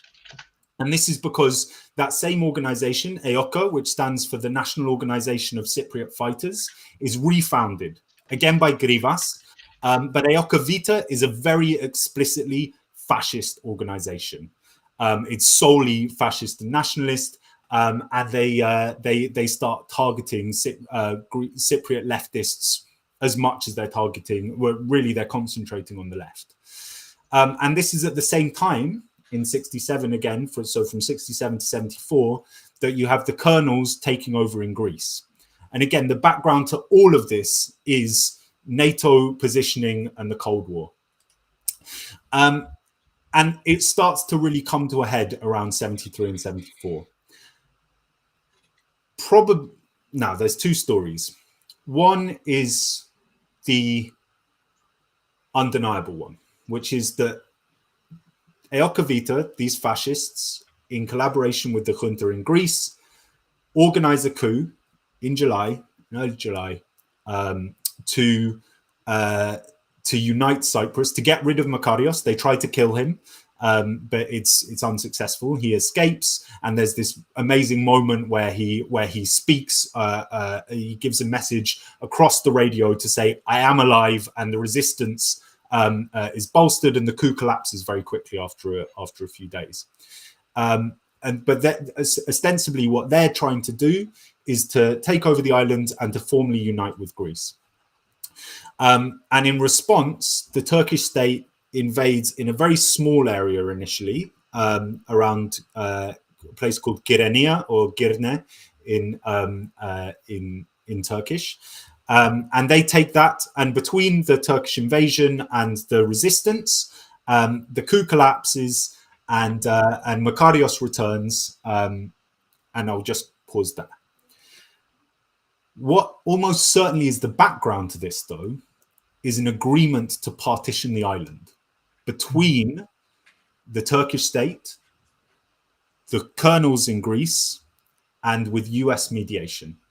There's a memo that survives from Kissinger, may he burn in hell one day, where he says, according to US interests, according to his realpolitik doctrines, there's no reason why Turkey shouldn't have a third of the island. So I'm convinced, the left in Cyprus is also convinced, that Agel and those to the left of Agel too, that this was an orchestrated plan that went wrong because Makarios refused it and because there was such strong resistance to it. And the reason why this seems to have been an agreed plan is because, if you remember, I said initially Turkey only takes a very small section of the island. It's only around Girenia. They have a little beachhead. And then there are negotiations from July until August. So there's 3 months and there's negotiations ongoing, all at the same time as Watergate, by the way. So it's a pretty intense time, and they're not getting a lot of communication from the US state. But then in August, the Turkish state leaves these negotiations and has a second invasion where they expand across the island All the British troops stay in their bases. They are held in their barracks, and the contact line that still exists to this day is established with huge loss of life, like proportionally to the country, to the population. Firstly, half the population becomes refugees in the aftermath of this second invasion. And the same, proportionally to the total population, the same number of Cypriots die in this invasion as Americans died in the Second World War. So it's a large amount of people who are killed here, because this north-south divide is completely artificial. It was never like that there were more Muslims in the north. There were lots of Muslim communities in the south, lots of Greek communities. And those deaths are Turkey killing resistant members killing Turkish soldiers, or intercommunal violence, or Turkish. It's the Turkish state killing resistance fighters, and there are still lots of communities that are left behind each of these lines. But basically, following that invasion, what they do is a smaller version on a smaller scale, exactly what had happened between Greece and Turkey after the First World War. They exchange the populations, buses are exchanged, and now there's only about 500 families in the village that my family's from, in the very north of Cyprus, that are Greek speaking, and there's still a relatively strong community there. And there's one village literally within the green zone that separates the two, which is both Turkish and Greek and administered by the UN. But otherwise, because the kind of the border strip or the demilitarized zone, wherever it's meant to be, is relatively thick, and it's quite a small island, right? Yeah. So in proportion of land area, this kind of DMZ is quite large. Yeah, it's really large, and it includes whole cities like Famagusta, which now Erdogan is trying to open up against all the UN subsequent UN. What's the word when they pass something that they're so ineffective? Resolutions or oh yeah, those all the UN resolutions. He's going against those now and starting to open it up. But it's a complete ghost town, and some of the photos from there are just incredible, because you see this old 60s and 70s tourist infrastructure. Famagusta was the home of tourism in the 60s and the early 70s. And it's a complete ghost town now. That's also interesting, especially because if you go to the south, it feels like every building there was built in like the last 10 years, or it's still being built right now. Yeah, there's a huge boom. So is it safe to say that Cyprus's economic boom is a consequence of a logistical proximity to other larger countries or economies that, because of their own internal strifes, basically have used Cyprus as an economic dumping ground for capital in the face of their collapse? Exactly. That's exactly it. And it's a recent scandal demonstrates that perfectly. It's called the Golden Passport Scandal. And essentially what the Cypriot, the Republic of Cyprus administration was doing was just selling passports to oligarchs. So there's so much Russian money in particular, and Russian oligarchs getting EU passports by buying Cypriot ones. There's actually an article I was reading before the show about how the current Russia-Ukraine crisis is causing potential economic problems for Cyprus, because the Russian oligarchs are kind of being demanded by the EU and the Eurozone to get the boot. And a lot of people are looking at that potentiality of that causing major problems. Shout out to Boris in Great Britain feeling the same pressure as well. Yeah, everyone's telling him that his oligarchs need to stop funding. Boris Johnson, his private schools. But it's interesting to see how this is all playing out in the current juncture. It's kind of like a not Taiwan, but what's the name of the Asian country everyone thinks is so rich right off the border of China, who's really just a dumping ground? Hong Kong. Starts with S. Singapore. Yeah, Singapore is a country that some kind of economic miracle. The only reason Singapore exists is because they need a place to dump money to capture the communist Chinese market, because communist China is obviously not going to be that spot. So Singapore, which a lot of morons think is a capitalist country, has the same socialist or state capitalist economic paradigm as China. That 85 to 90% of the land is owned by the state, and something like 40% of the market in the stock market is owned by the government as well. So it's always fascinating how these like imbecilic capitalists look at these various countries as some kind of like, oh, this is a modern example of how capitalism works. Exactly. These Thomas Sowell-like droning idiots without actually doing a larger kind of macro analysis of like, dude, the actual model that they use is like China. And the only reason they're doing well is because they're like, you know, Well, basically Pascal, what you're ignoring, Bain Capital's dumping ground in the Pacific. what you're ignoring is that everything good that happens in China is because of capitalism, and everything bad that happens in China is because of communism. And they have no problem believing that that can exist. No, it's really kind of, I mean, it's really annoying to find the degree to which people will tell you that simply because you are a socialist who believes in some type of trade or commerce, that you're actually a capitalist. And I'm like, you realize that there are types of socialism that allow trade, commerce, and even some types of markets. I'm like, what are you talking about? But I digress. And I appreciate Nick, do you have to leave soon? Go ahead, Nick. Sorry. Yeah, I think like with all these situations with Singapore and with Cyprus, it shows just how like skin deep the capitalist development is, that it's completely dependent on the configuration of especially finance capital in the world system in that moment. And it's not a coincidence that all of these were like was mentioned earlier, like little bases like Singapore, Hong Kong, Cyprus, little bases that were also merchant capital bases that then became finance capital bases. And so with Cyprus, also the other thing it really shows is just how much GDP hides, because the youth, everyone is leaving Cyprus. Like there are no prospects there. There's a huge brain drain of people moving away because you can't get a job unless it's in tourist industry or in some finance. But if you look at GDP, it looks incredibly healthy. But I'm assuming the tourist industry is in very Ireland. exploitative.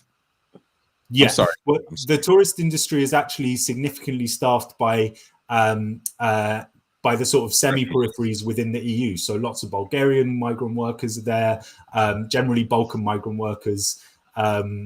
There's always a poorer migrant. Yeah, exactly. Do you have to leave at 6, Nick? Yeah, I'm sorry that I need to leave at 6 because this weekend is Newroz, which is the Kurdish New Year, and it's the first one since the pandemic hit that we can go to the community center, sing revolutionary songs, have all the food, and I'm gonna have to catch up. On that basis, Nick, can I offer you 2 questions, and in the celebration of Newroz, you get to choose which one you'd prefer to answer. Either to go through kind of the attempts at reunification, or a question I really wanted to ask and have answered, which is to kind of compare Turkey's strategy of neo-colonialism and neo-imperialism with its neighbors and its kind of these ethnic republics to Russia, who's doing something very similar. And obviously placing that in the context of the invasion of Syria and the invasion of Ukraine. So yeah, the second one definitely is that's something that I think about very much. So I think in a broader, like thinking in terms of the development of the capitalist world system, I'm big. I take a lot of inspiration from Wallerstein's thinking, from world systems analysis in general. I'm pretty convinced of the perspective that around 68, with that world revolutionary moment, from the Cultural Revolution to the May events in France, that the modern world system, the capitalist world system, starts to experience a systemic crisis that it's not going to be able to overcome. And that's why suddenly no longer a right and left, basically, at least institutional rights and lefts, basically variations on reformist liberalism, but you start to get the neoliberal counter-revolution and you get real radical revolutionary movements across the 70s. You sound like you've been watching our show for years. And so Cyprus, the crisis happens in the midst of that moment. 74 is in the middle of it. I think for the Turkish state in particular, but also for the regional powers in general, including Russia, including the Russian state, it sets up a model. Because the Cypriot operation is the first time that the Turkish state has a military operation outside of its borders since its founding in 1923. There were lots of military operations within its borders against Kurds and against Alevis, the Dersim genocide. So there's a history of militarized racist colonialism internally to Turkey, but it's the first time it's externalized. And the model of taking a small territory, settling it, and that's one of the big sticking points actually in terms of finding a solution, is what you do now, because Turkish Cypriots in the north are a minority. The majority of people in the north are descendants of people who were settled there, and the way this works with colonialism as well is just like it's a really clear example, because my ancestral village in the north, Wrzesniewski, is now a majority Kurdish village, Kurdish town. That's fantastic. It's amazing. Like I was my comrades here. I met them. They said, "Oh, where from?" Blah blah blah. I said, "Wrzesniewski." Said, "That's where I grew up," because they were taken from Kurdistan and settled there, and so that's a double refugee, right? They're both expelled. They're both expelled and they're settled, and so that makes them complicit in a way that like aligns them with the program. It's exactly what's happened in Afrin and in northern Syria. And in the Russian Empire, this is what happened with Ukrainians who were settled in the Far East. Exactly. It's what the Russian state is now doing. Also with the Ossetians, what it was doing in Georgia, they're finding these populations and instrumentalizing their very real trauma, and to use them as a settler colonialist project, which to my mind means you have to think who's a refugee and what is a settler and what would a solution actually look like. For me, I believe very, very strongly that no solution should have any provisions, no solution that we as revolutionaries could give that name, should have any even voluntary return. People have the right to live there. The red line should be our right to return, our right to live somewhere. How the property works, communist, so I don't really care about that. Like but the right to live wherever you want to live. But in terms of this model in Afrin, now you're seeing an emerging Turkish Republic of Northern Syria. And they're changing names, they're introducing Turkification, and they're weaponizing the very real trauma of Syrian Arab, mainly refugees who fled the destruction of their revolution into Turkey, being settled, being used to have demographic engineering there. And I think one thing that's really clear in the thread that runs from Cyprus to these operations in northern Syria and then into the Russian imperialist invasion of Ukraine is the term they use. They're all peace operations. They refuse the word invasion. Lethal aid. Although the internal name, the internal code name that the Turkish state used for the Cyprus operation was Operation Attila, which is a very different kind of message. They referred to it as a peace operation. The same in northern Syria, and the same that you see now. This is the demilitarization campaign that the Russians are implementing, and I think all of them are symptoms of this broader global systemic crisis. It's the steady chipping away of those norms that US hegemony had put in place, and the creation of just facts on the ground. And in the case of the Turkish state, what's been very galling, watching in the last few weeks, is that it's all been done without anyone saying anything. The Turkish state can trade wherever they want. They can do whatever they want. They're fully part of the global system still, despite having done exactly what the Russian state is doing. I mean, it's very interesting, right, that Turkey can do this stuff because they are kind of like NATO's problem child. And you feel like if Russia had joined NATO in 2000 or whatever, they'd be able to get away with actually way more shit than they did. that NATO is not like a peace alliance in this way, but in fact it enables kinds of its peripheral They members just to do you just need to imperialism. be you need to be using NATO weapons. That's the point. Exactly. Well, Nick, we know it's late for you and you have somewhere to go. You have a celebration. I hope you guys listen to much George Michael Yes. in your celebration. Thank you for clearing that up for me. Yeah, you totally made him even a higher iconic figure in my life. I'll send a photo that I've got saved somewhere of him wearing his Mao cap with a red star, looking like he does in Wham, like Wham era George Michael with a full-on Chairman Mao hat. That's nuts. You know why that's nuts to me? Because you think of all the bands that have postured as revolutionary and what we think of like these like Crass, and I'm sure you know if you're a punk guy, you know, Dead Kennedys and stuff like that. Yeah. And nothing they have done can get to that level of Not at all. funding. Yeah, exactly. Revolutionary. Material support for militant anti-fascism.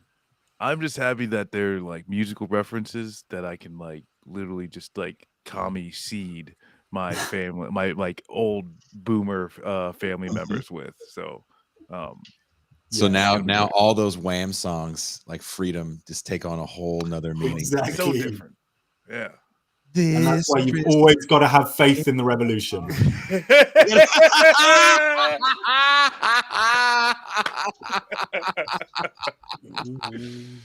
Well, Father figure was him damning fucking demagogic figures that lead us down the wrong path.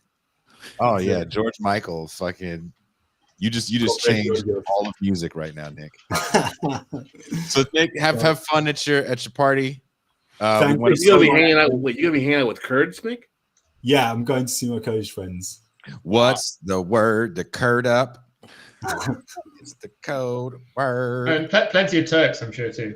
Yeah. Turkish leftists. It's like North London. When we get to host you guys over here, you'll come and you'll see. It's just a little bit of the region transported up here. Oh, is Djene coming out? I didn't know you were in the UK. For some reason, I thought you were in. Oh, because I read. Yeah. I'm in North London. I mean, there's as many Cypriots in North London as in Cyprus at this point.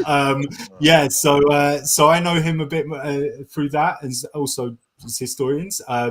And yeah, gonna go celebrate Kurdish New Year, sing revolutionary songs with all my Turkish, Kurdish, Cypriot comrades.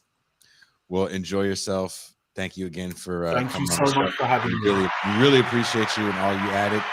So we're very good I mean, I guess Nick would refuse his categorization, but I want to do a lot more Greek episodes now. I love talking about the Greek world.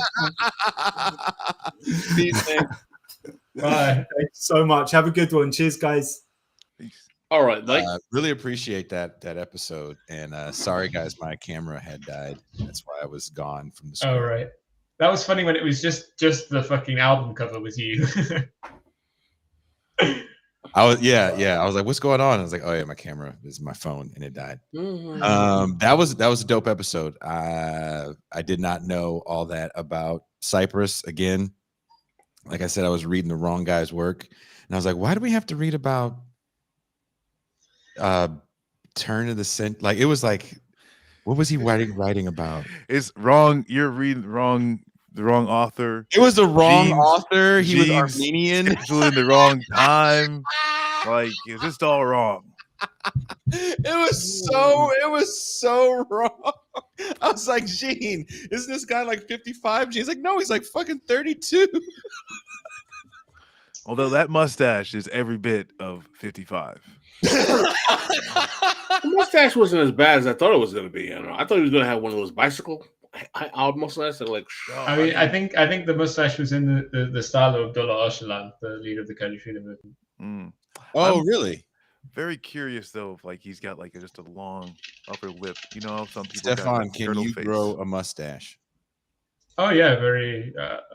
My facial hair grows very, very fast. Are you like Kuba, where Kuba's facial hair grows mid-show? Okay, I don't think I'm that powerful.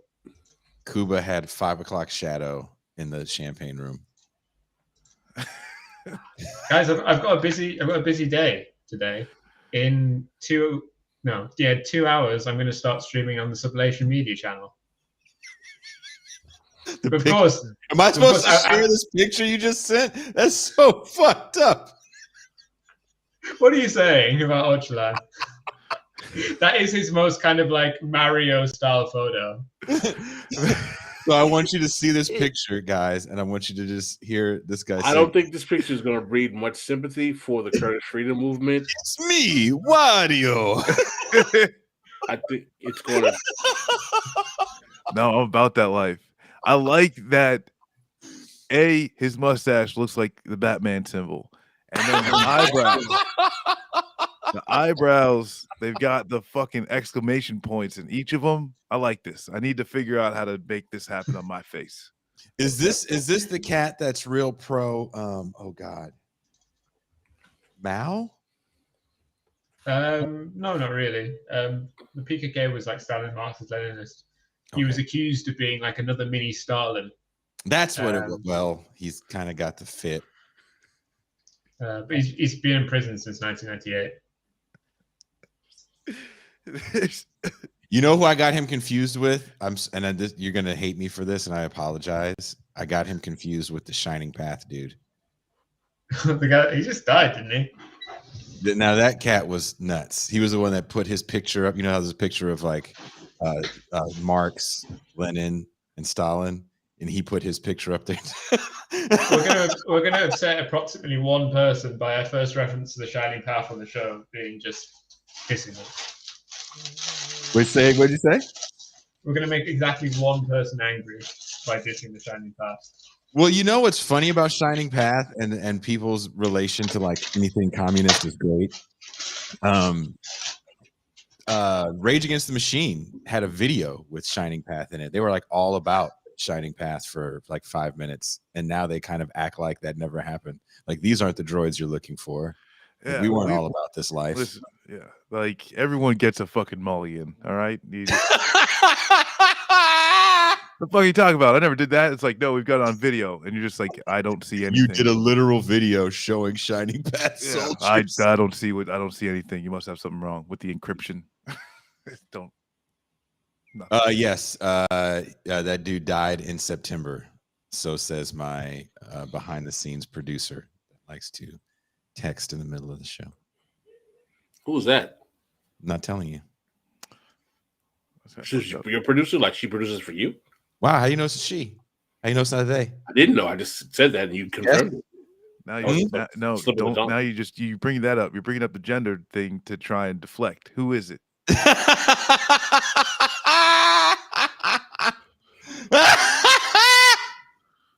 I don't know what you just sent me, Stefan, but that's interesting.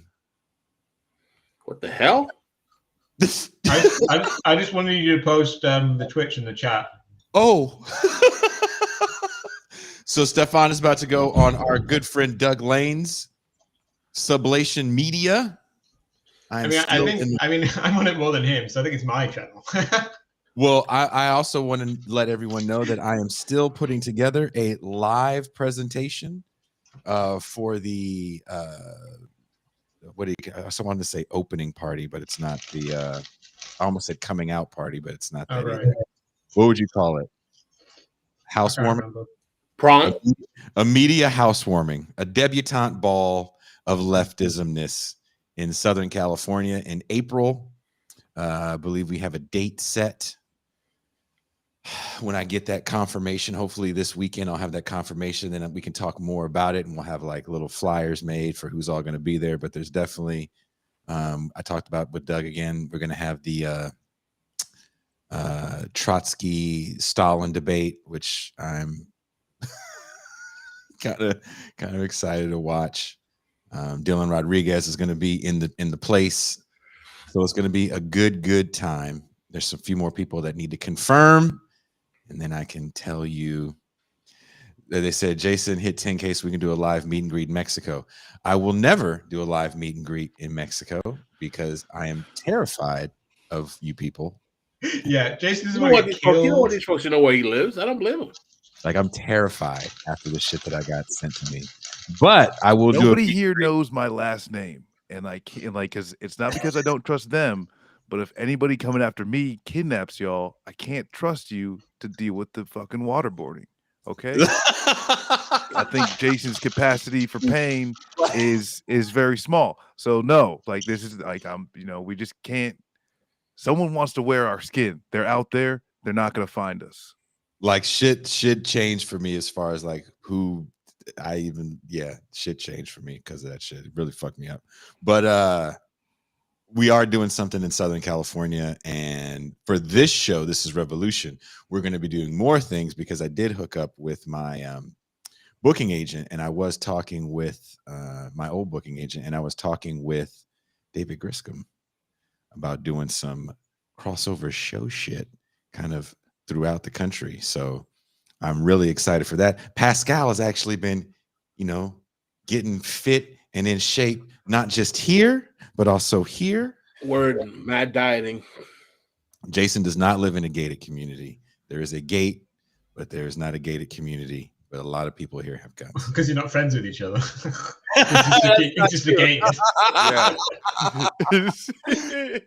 That's so. Well, I told this story, and I'll leave you guys with this. I told this story on the Beyond the Red Zone every other Monday on This is Revolution Beyond the Red Zone, leftist sports show hosted by Marcus. So I was here for New Year's and there was no fireworks, and where I'm from, New Year's, 4th of July, motherfuckers just light fireworks. And because I don't know if you guys read about it, in LA there was a huge they caught a ring of illegal fireworks or coming from actually down here. So super crazy loud, more loud than I've ever heard in my life. Were going off this past year in Oakland, right? And so when I got here, I was here for New Year's here in Mexico, and it was quiet. Couldn't hear a fucking thing, right? It was awesome. It was beautiful. So the other night, I hear pop. It's like, was that firework? And then I hear pop, pop. I was like, shit, I think those are guns. And so I text my neighbor that lives in front, and I text the guy that lives next door. I'm like, is them gunshots? And then all of a sudden this guy quiet's like, pop, pop, pop. I'm like, what the fuck is this? Because fireworks, cats that got fireworks, and I'm sure this is even true for where you grew up, Stefan. If kids got fireworks, they're letting that shit off. Here, I'm lighting everyone until I don't have them anymore, and that's what I'm gonna do. So it wasn't that. And gunshots for me always sounded like, da. So I'm like, and I live off a dirt road, so I'm like, what the fuck is this noise? This is gunshots. So I start fucking turning out lights and shit. And I don't have a gun. I got a machete, so I got my machete ready because I'm like, mother. So also, I locked my keys in my house the other day. I needed to be in. And so one of the workers, the owner, is getting some work done to the unit next door, and the worker busted in my house in less than 2 minutes. And they opened up the thing, the window, jumped in, opened the door. I was like, fuck, I have no security. So I'm sitting there trying to be like chill as fuck, right? Like, I don't know what's going on outside. So I go to this burger spot the next day, and my neighbor happens to be at the burger spot too. And we look at each other, and I'm like, bruh, what was that last night? And he laughs at me. And he goes, oh, well, he goes, you can't see, huh? And I was like, no, because my unit faces the ocean. And it was going on in front of me in the field. And he goes, oh, that was just a guy. He goes, actually, it's another black man that lives in the area. He goes, and typical white guys, you should meet him. You'd like him. And he goes, fireworks. And I said, man, it didn't sound like fireworks. He goes, yeah. And this white guy happens to be from the Bay too. He goes, yeah, you probably thought if fireworks would just go off. I was like, yeah. And then the white guy, and the dude that owns the burger spot both look at me very serious, and they go, oh, out here, when you hear gunshots, there's just one, and then nothing else. Like, that line belongs in a movie. That's the line in a movie. And I was like, what? They're like, oh yeah, you just hear one and that's it. Because at the end of the day, that's finishing the job. Yeah, bullets are expensive. Bullets, hey, we don't fuck around here. Like, you hear one and that's it. And when I first got here, My neighbor actually was explaining to me like, oh, this guy down the street probably don't want to pay too much attention to that house. I'm like, thanks for letting me know. That's what I thought it was. I was like, oh, fuck, what's going on? But no, you hear one and that's it. I thought that was fucking hilarious and scary all at the same time.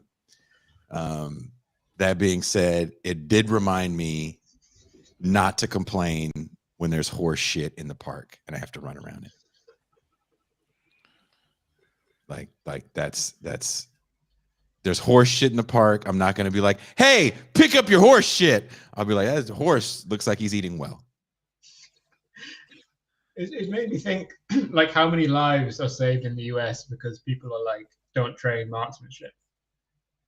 And don't hit shit and then drive away. You know? See, and this is the thing, and like we don't need to go off on this shit, but there's like this, like that is such a true fucking thing. And even like the Marine Corps, like, oh, every Marine's a rifleman.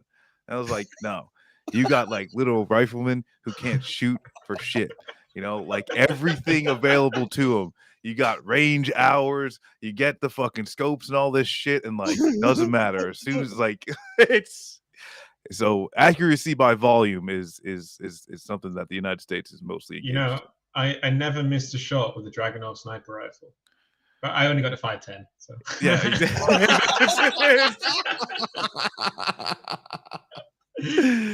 Keep the numbers low. Yeah. A Turkish communist I knew in Syria, he had to flee to Syria because he was like in a confrontation with the police and they were trying to arrest him. So he pulled like an automatic Glock out and just like held down the trigger and just hit absolutely nothing, but scared the cop long enough that he ran away and escaped.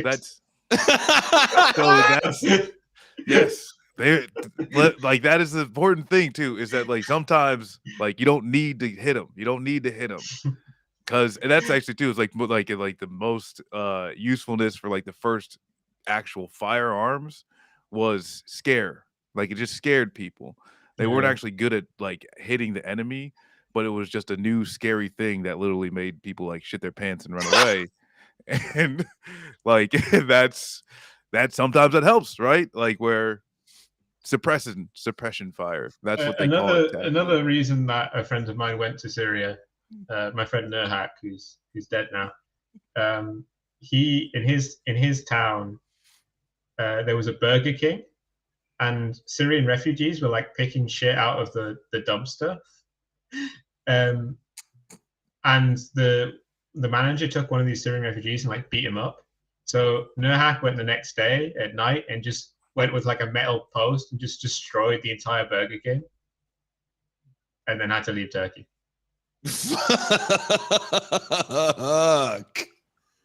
I don't have a firearm because I'm too stupid to have a firearm. Like I will use it, and I don't need it.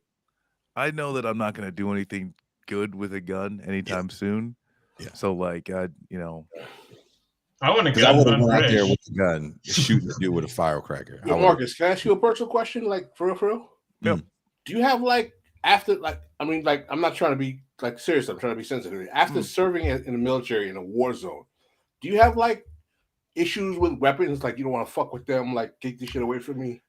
Like, yeah, there's I do have an aversion to this like gun culture. Like it's like that because most people don't actually have an understanding of like this is a weapon, and it's not like a knife where you cut your fucking carrots with it, like this thing only has one use to take life. People. Yeah. And I mean, hell, and that's the thing too, is like, not just like watching people get, I mean, fuck, like I know people who've got accidentally shot, that's not fun either. Like there's just no way around like, oh, hey, like this is just an accident or whatever the fuck. Like, so no, that's something where part of it is just like an understanding where like, especially just coming out of the military and going, like I went through a divorce and like where there was a conscious, I don't want to have a gun because, I might do something bad with it. But yeah, now it's, I don't feel comfortable because there's also a lot of just like civilian side, like just bullshit that goes around, like even like trying to train with guns, people always want to go to the range and think they're fucking Rambo. But then, at the same time too, is like, there's really, there's nothing going to be good done with a gun anytime soon with, so, so I don't need to. And Well, I'm also banking on it. If anything happened, it'd be like riding a bike. That's what I'm hoping for, but who knows? There's a video I just recently watched of a gun safety class, and the dude is like, okay, you got to hold your arms like this and fire and he fires the gun and cracks himself in the face. Yeah. Nice. As it's shooting. Yeah. And everybody in the class starts like, they're like, what? They're like, did you mean to do that? And he goes, yeah. Yeah. Just to show you. It shows I haven't seen Ungrimmer properly. Yeah. And I'll say that though, they're good, like the Socialist Rifle Association. I think they actually do a pretty good job of like vetting people and having like making sure that like they're not just like, oh hey, come on, let's fucking start the fucking armed revolution today. Like I've seen a lot of good, good practices. But yeah, you couldn't fucking drag me into a gun range in the United States. Just couldn't do it. Born Center asks, it the black swole dude with the texturizer? No, it's another one. It's a white guy, but the black swole dude is the best gun. Have you seen that video where have you ever seen that stuff on this black dude? He's buff as fuck. He's giving a gun safety course and he's talking about safety. And I think the safety's off and he doesn't realize the safety's off. And he shoots himself in the foot in the middle of the class. Yeah. The best thing about the Kalashnikov is like the safety is like this massive bit of steel.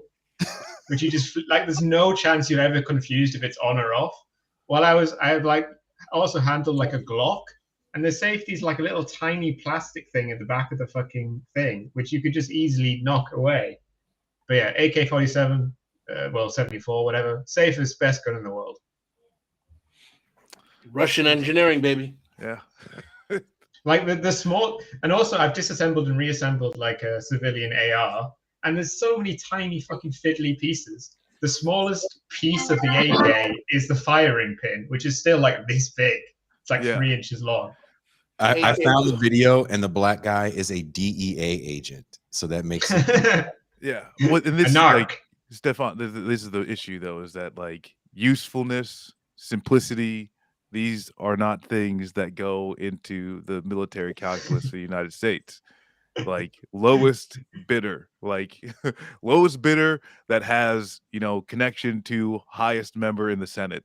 That's how these things kind of overlap. I want you guys to Stefan and Marcus, check this out.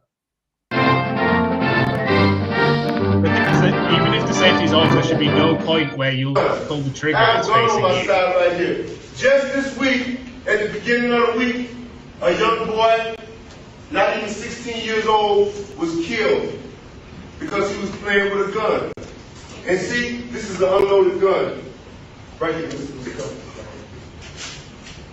No, empty weapon. Empty weapon. This is a Glock 40. 50 Cent, Too Short, all of them talk about Glock 40. Okay, I'm the only one in this room professional enough that I know of to carry this Glock 40. I'm the only Oh, these motherfuckers. I mean, but also what happened there is everybody all right? His boy did him. Nigga, you all right? Like he asked the guy who's passing it to him, like, is this a safe? Is this an empty weapon? Well, and the guy said yes, and it wasn't. Obviously, he still shouldn't have done that. But like, he got fucked by his boy there. This is where it's just bad on all accounts. All accounts. A room full of fucking idiots. That's it. It's like equally that, and that's like it's all bad. It's all fucking bad. All right. When he did that shit, I shouldn't laugh. I should not laugh. Man. But god damn, that's funny. Yeah. Damn, that's funny. It's not fun. It isn't funny, but it's fuck. God damn. So, and Pascal, I'll say this. to answer your question, hopefully, is like, if is gunfire or guns, is that something that like, puts me into a rage or debilitating fucking sadness? No. But having an understanding of what these things can do and the absolute idiocracy of even the people who call themselves masters, it makes me want to be no part of it whatsoever. Marcus, I have one more thing to show you.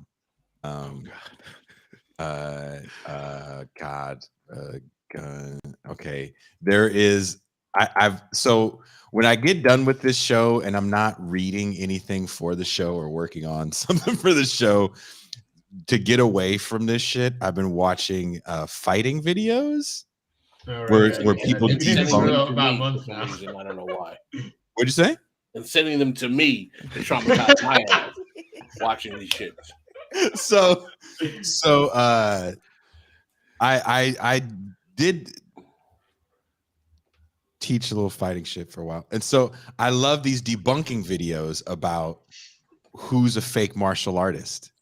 And there's this black dude from Detroit that teaches people how to do things that no one's ever going to be in a position to do.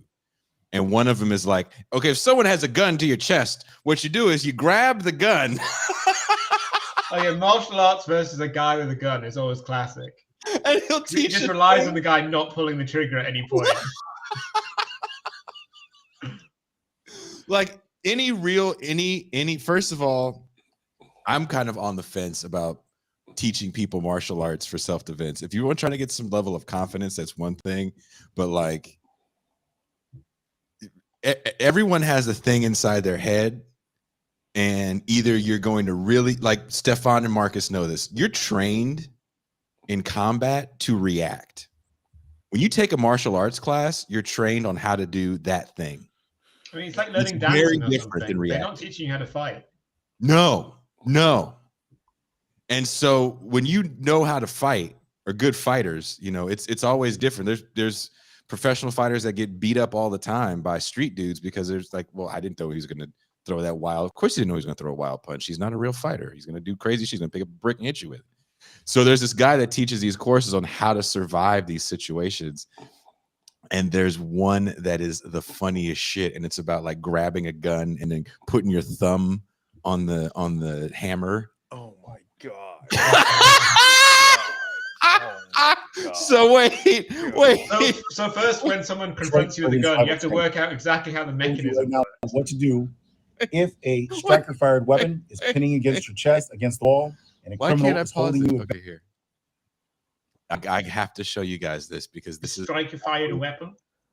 This is the funniest thing I've ever seen.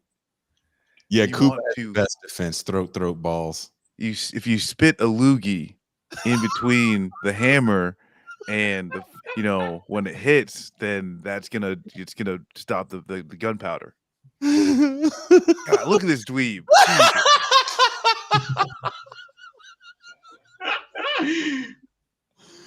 This is revolution self-defense advice. If you're in a situation and someone has a gun that close to your chest, give them what they're asking for. I was going to say the best defense in this case is to give them your wallet. Give them what they're asking for. You can get it again. The last time I had a gun to my chest like that, he was a little further away, and he pointed a gun to me and he said, "Give me everything you got." And I said, no. And he kind of looked stunned. And then this homeless dude from the sidewalk was like, "Man, leave that nigga alone." And he's like, "Man, it's not a fucking game." And my brother was in the car. I got out of the car. My brother was in the car and he was crying. My brother was trying to get all the change he had. And so I looked at my brother and I was like, shit, man, this dude's going to end up fucking taking the car. And I looked at the dude and I had my hands up, but I was like in a fighting stance. And I was like, "Hey, man." No, I didn't say man. I said, "Hey, nigga, I'm broke just like you." And he laughed. And as he laughed, I dove in the car and stepped on my brother's foot. No, this is like that's it. From here on out, as he was laughing, that's when you struck his hand on the outside, doing the kung fu grip on the slide of the weapon. That was not 90 degrees to the outside. Yeah. Man, I'd rather be in Syria than LA. Bruh, real talk. If I in those situations, just look for a way out. I'm looking for a way out. I am not trying to figure out how I'm going to disarm you like this is a movie. That shit is not going to work out real well for me. Now he may not even have had a real gun. He may have had these BB guns look real as fuck now. Real gun enthusiasts really hate real looking BB guns because people are getting fucked up over real looking BB guns. And he might have had that. I don't know. All I know is I was like, Someone in chat was saying you should have just told him that you had a leftist podcast, and then you knew you into him. Oh, you were poor. Oh, never mind. Do you want this gun to sell so you can eat something tonight? I can give you some of the bullets. I only need like 2. Wait a minute. I can't. You should. Oh, that was Dusty 48. Dusty 48. He should told me to let this.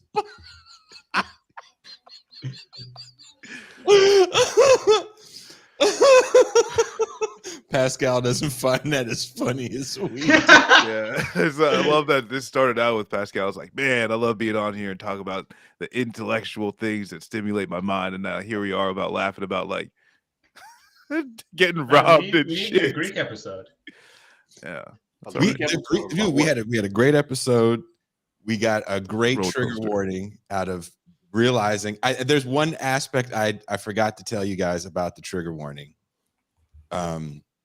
So not only has the term coon got a new meaning, right? It's no longer kind of being a minstrel and reinforcing white stereotypes. It is your love for white women. So a coon is black man. I mean, people just use it to mean like race traitor. I mean, everything goes down to its most basic. Who's saying this? Who's doing this?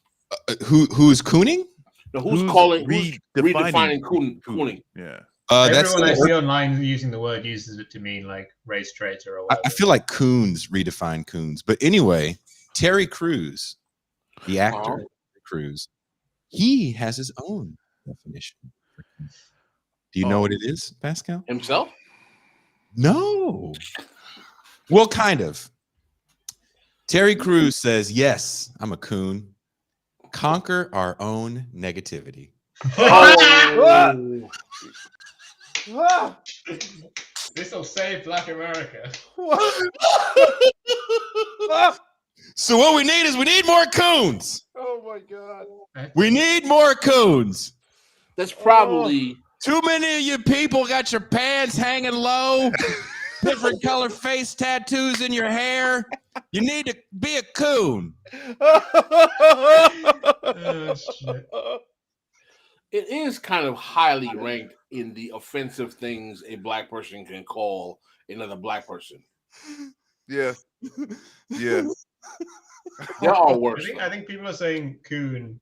Oh, for fuck's sake, I was not going to say it. Instead of saying house N-word. It doesn't resonate the same way. It's kind of taken. People don't want to say that anymore. I'll be very honest. I've never heard black folk in colloquial conversations amongst each other refer to another black person as a house Negro. They'll say cool. They'll say sellout. Yeah. Old school folk will say Uncle Tom, but no one says house Negro. Comrade. So here's an interesting thing that happened. That's part of this conversation that I awoke to via email about coons. A gentleman is watching a Larry Wilmore show with his daughter. And in that show is a mumble rapper. Don't know the name. And the rapper, Larry Wilmore's like kind of taking the guy to task, like, hey, man, you say the N-word a lot. And the majority of people that go watch you are not N-words. They're white people. How would you then feel if said white person called you their N-word? And the black rapper goes, fine, cool. I think it's cool. I call my N-word back. Later in the conversation, sorry, my stomach.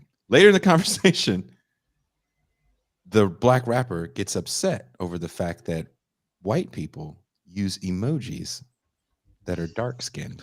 Oh, the There's digital you know what's blackface. so funny, said Digital there's like a blackface. term.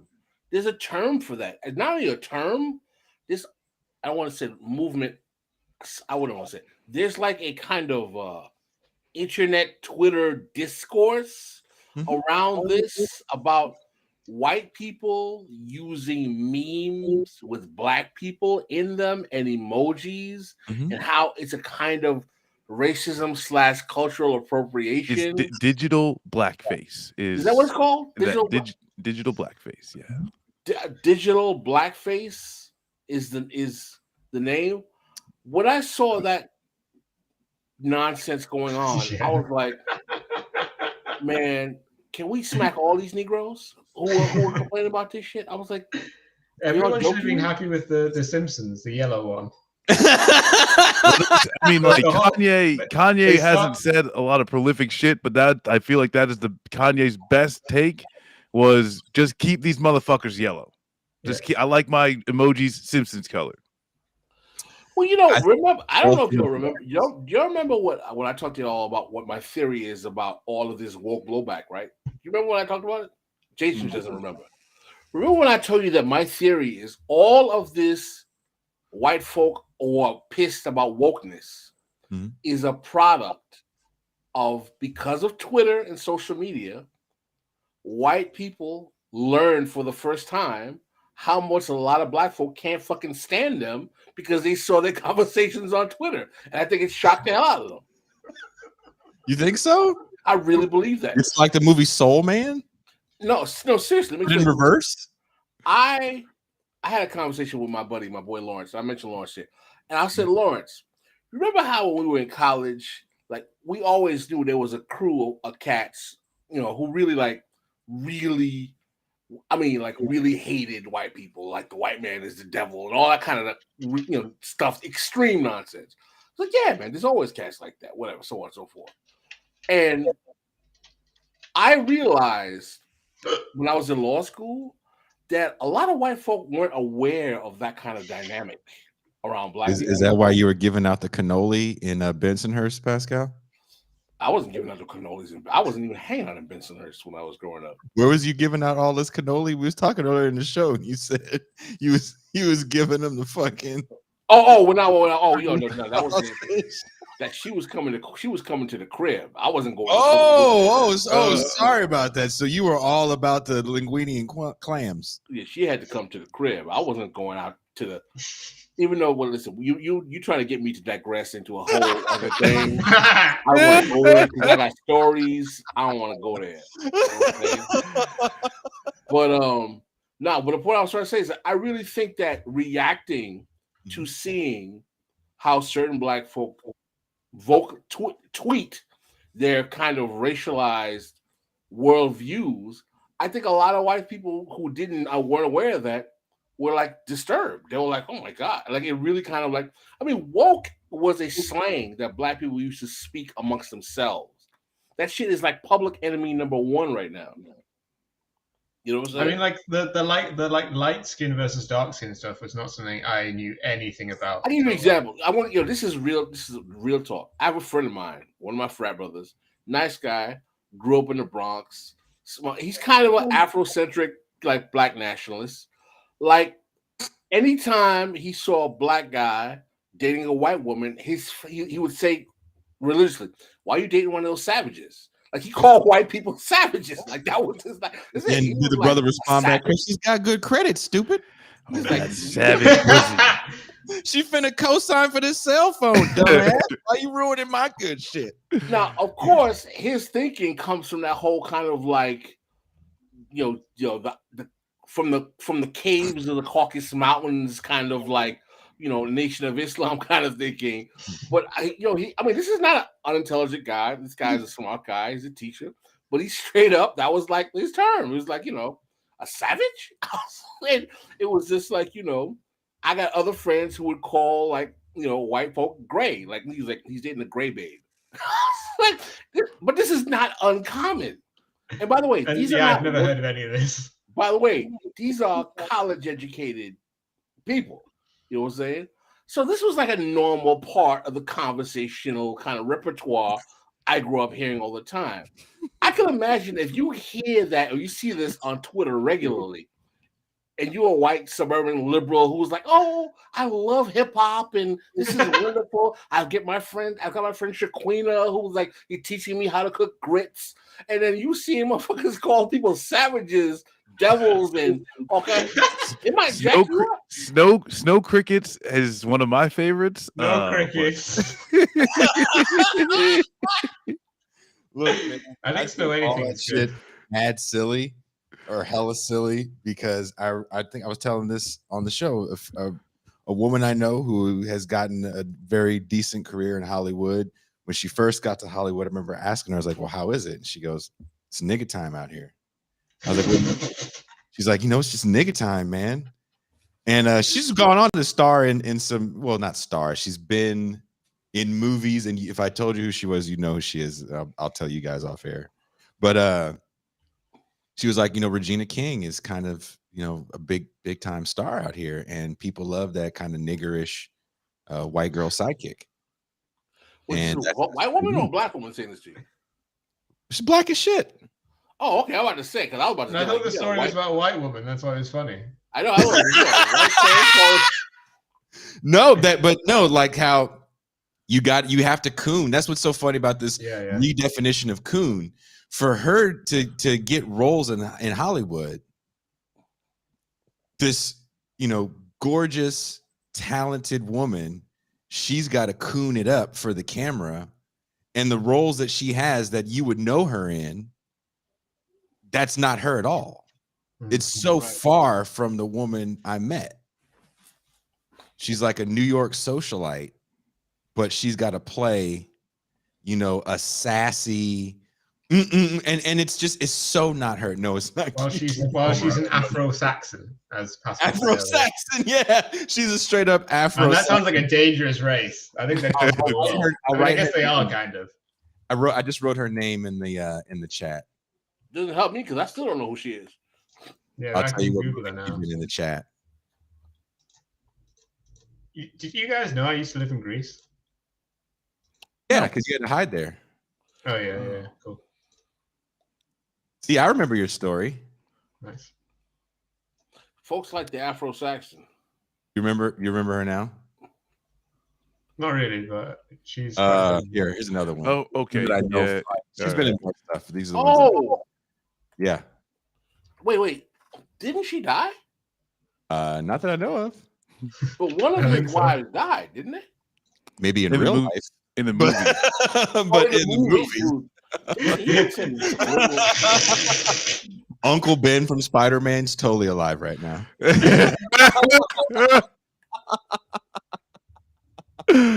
Oh my god. Do you know her, Marcus? Yeah, I mean, like I know who you're talking about. I mean, I didn't. Yeah, but she did. But honestly though, like, I mean, that makes the most sense in the fucking world, doesn't it? Very attractive young woman. But check it out though. I was having a conversation with Torre about this, and I like Stefan's input. I was watching the show Luther. I really enjoyed that show. Oh, that was a good show. That was a damn good show. I noticed something watching a couple of British drama series or even sitcoms that had black characters. I think Djene disagreed with this.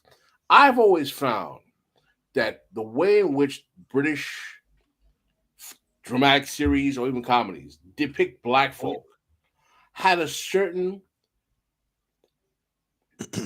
humanism that was not tropish that you can't get in America. One of the things I love about Luther is that he is a black anti-hero whose race is not even a factor in terms of his good or bad behavior.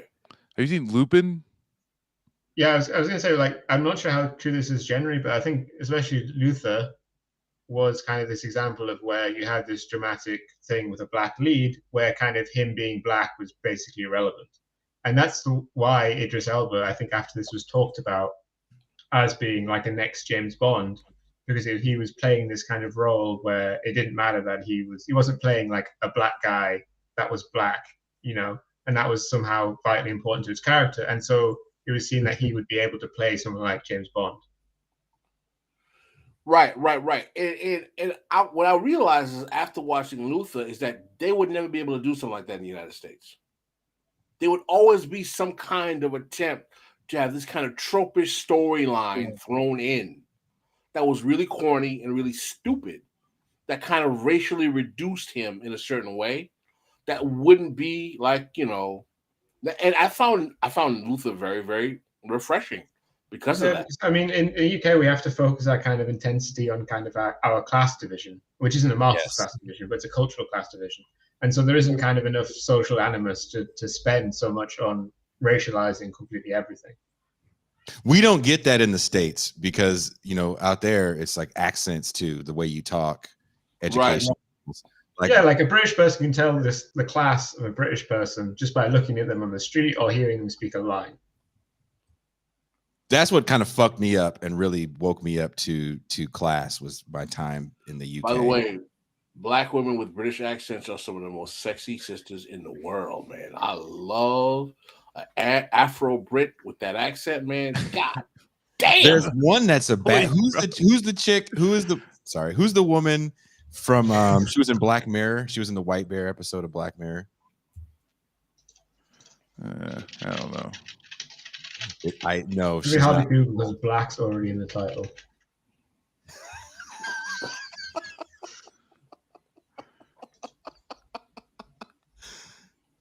She's very. I like that woman. Luther was amazing though. Luther was a great show. It was a great show. I like Idris Elba as that. He's a really good actor. Do you remember Idris Elba when he was a video hoe? No, I didn't know that he was a video. Angie Stone. He was in the Angie Stone video. Was he really? You know, he was really good in that recent drama about cowboys in Philadelphia. She was in. So this one, not her, but her as well. She was in the series with the other dude from your hood, Stefan. Loki, the one you just posted. Angie Stone is a dope singer, dope neo soul. Yes, and that neo soul thing from the 90s. A lot of that was done in one studio in Atlanta with Questlove and D'Angelo. No, not her at all. Okay, that's what Google gave me. No, she's in another show. She's in another science fiction show in the UK as well. I can't think of which one that is. Not The Expanse, but I don't really know much like any actors, to be honest. Well, Marcus apparently disappeared. I'm assuming he had to Luca Quinn. Someone mentioned of a woman named Luca Quinn. She's a very attractive woman. No, I do have a bit of a kind of attraction to Afro-British women. I find that accent very alluring. So now you guys know how to get to Pascal's cold heart. My heart gotta be cold. Be colored with an accent. Well, on that note, we've been talking for too long, and these episodes get hard to upload for the audio only. Oh, there he is. He's back from the bathroom. Yeah, sorry. I just figured I'd come in and come out, you know, didn't have to ask. Which, Pascal, like, do you hit the little button, you know, little video button? You gotta wait for these motherfuckers who don't pay attention, right? Like, in, boom, boom. That's all on me. Stefan is going to be on Sublation Media in how long, Stefan? A half hour? Like a fucking hour. Oh, in an hour? In 1 hour, Stefan will be streaming on Twitch with Doug Lane. Doug's not going to be there, I don't think. Oh, Doug won't be there. I lied. I have to watch Doug Lane's interview with Max Blumenthal. I have like no interest to watch that. That was 20 minutes. I mean, Max is really clever, but he's also a propagandist. Though I agreed with him on many things. And I have to watch the Kuba response. So I will watch both of those things. Please check out Sublation Media. If you haven't liked it already, please like it. And on that note, on behalf of the crew, on behalf of our guest, Dr. Nik, I don't want to say his name wrong again, so I'm just going to call him Dr. Nik. I have a problem with saying people's name wrong. Ask Kuba. Take care. We are out.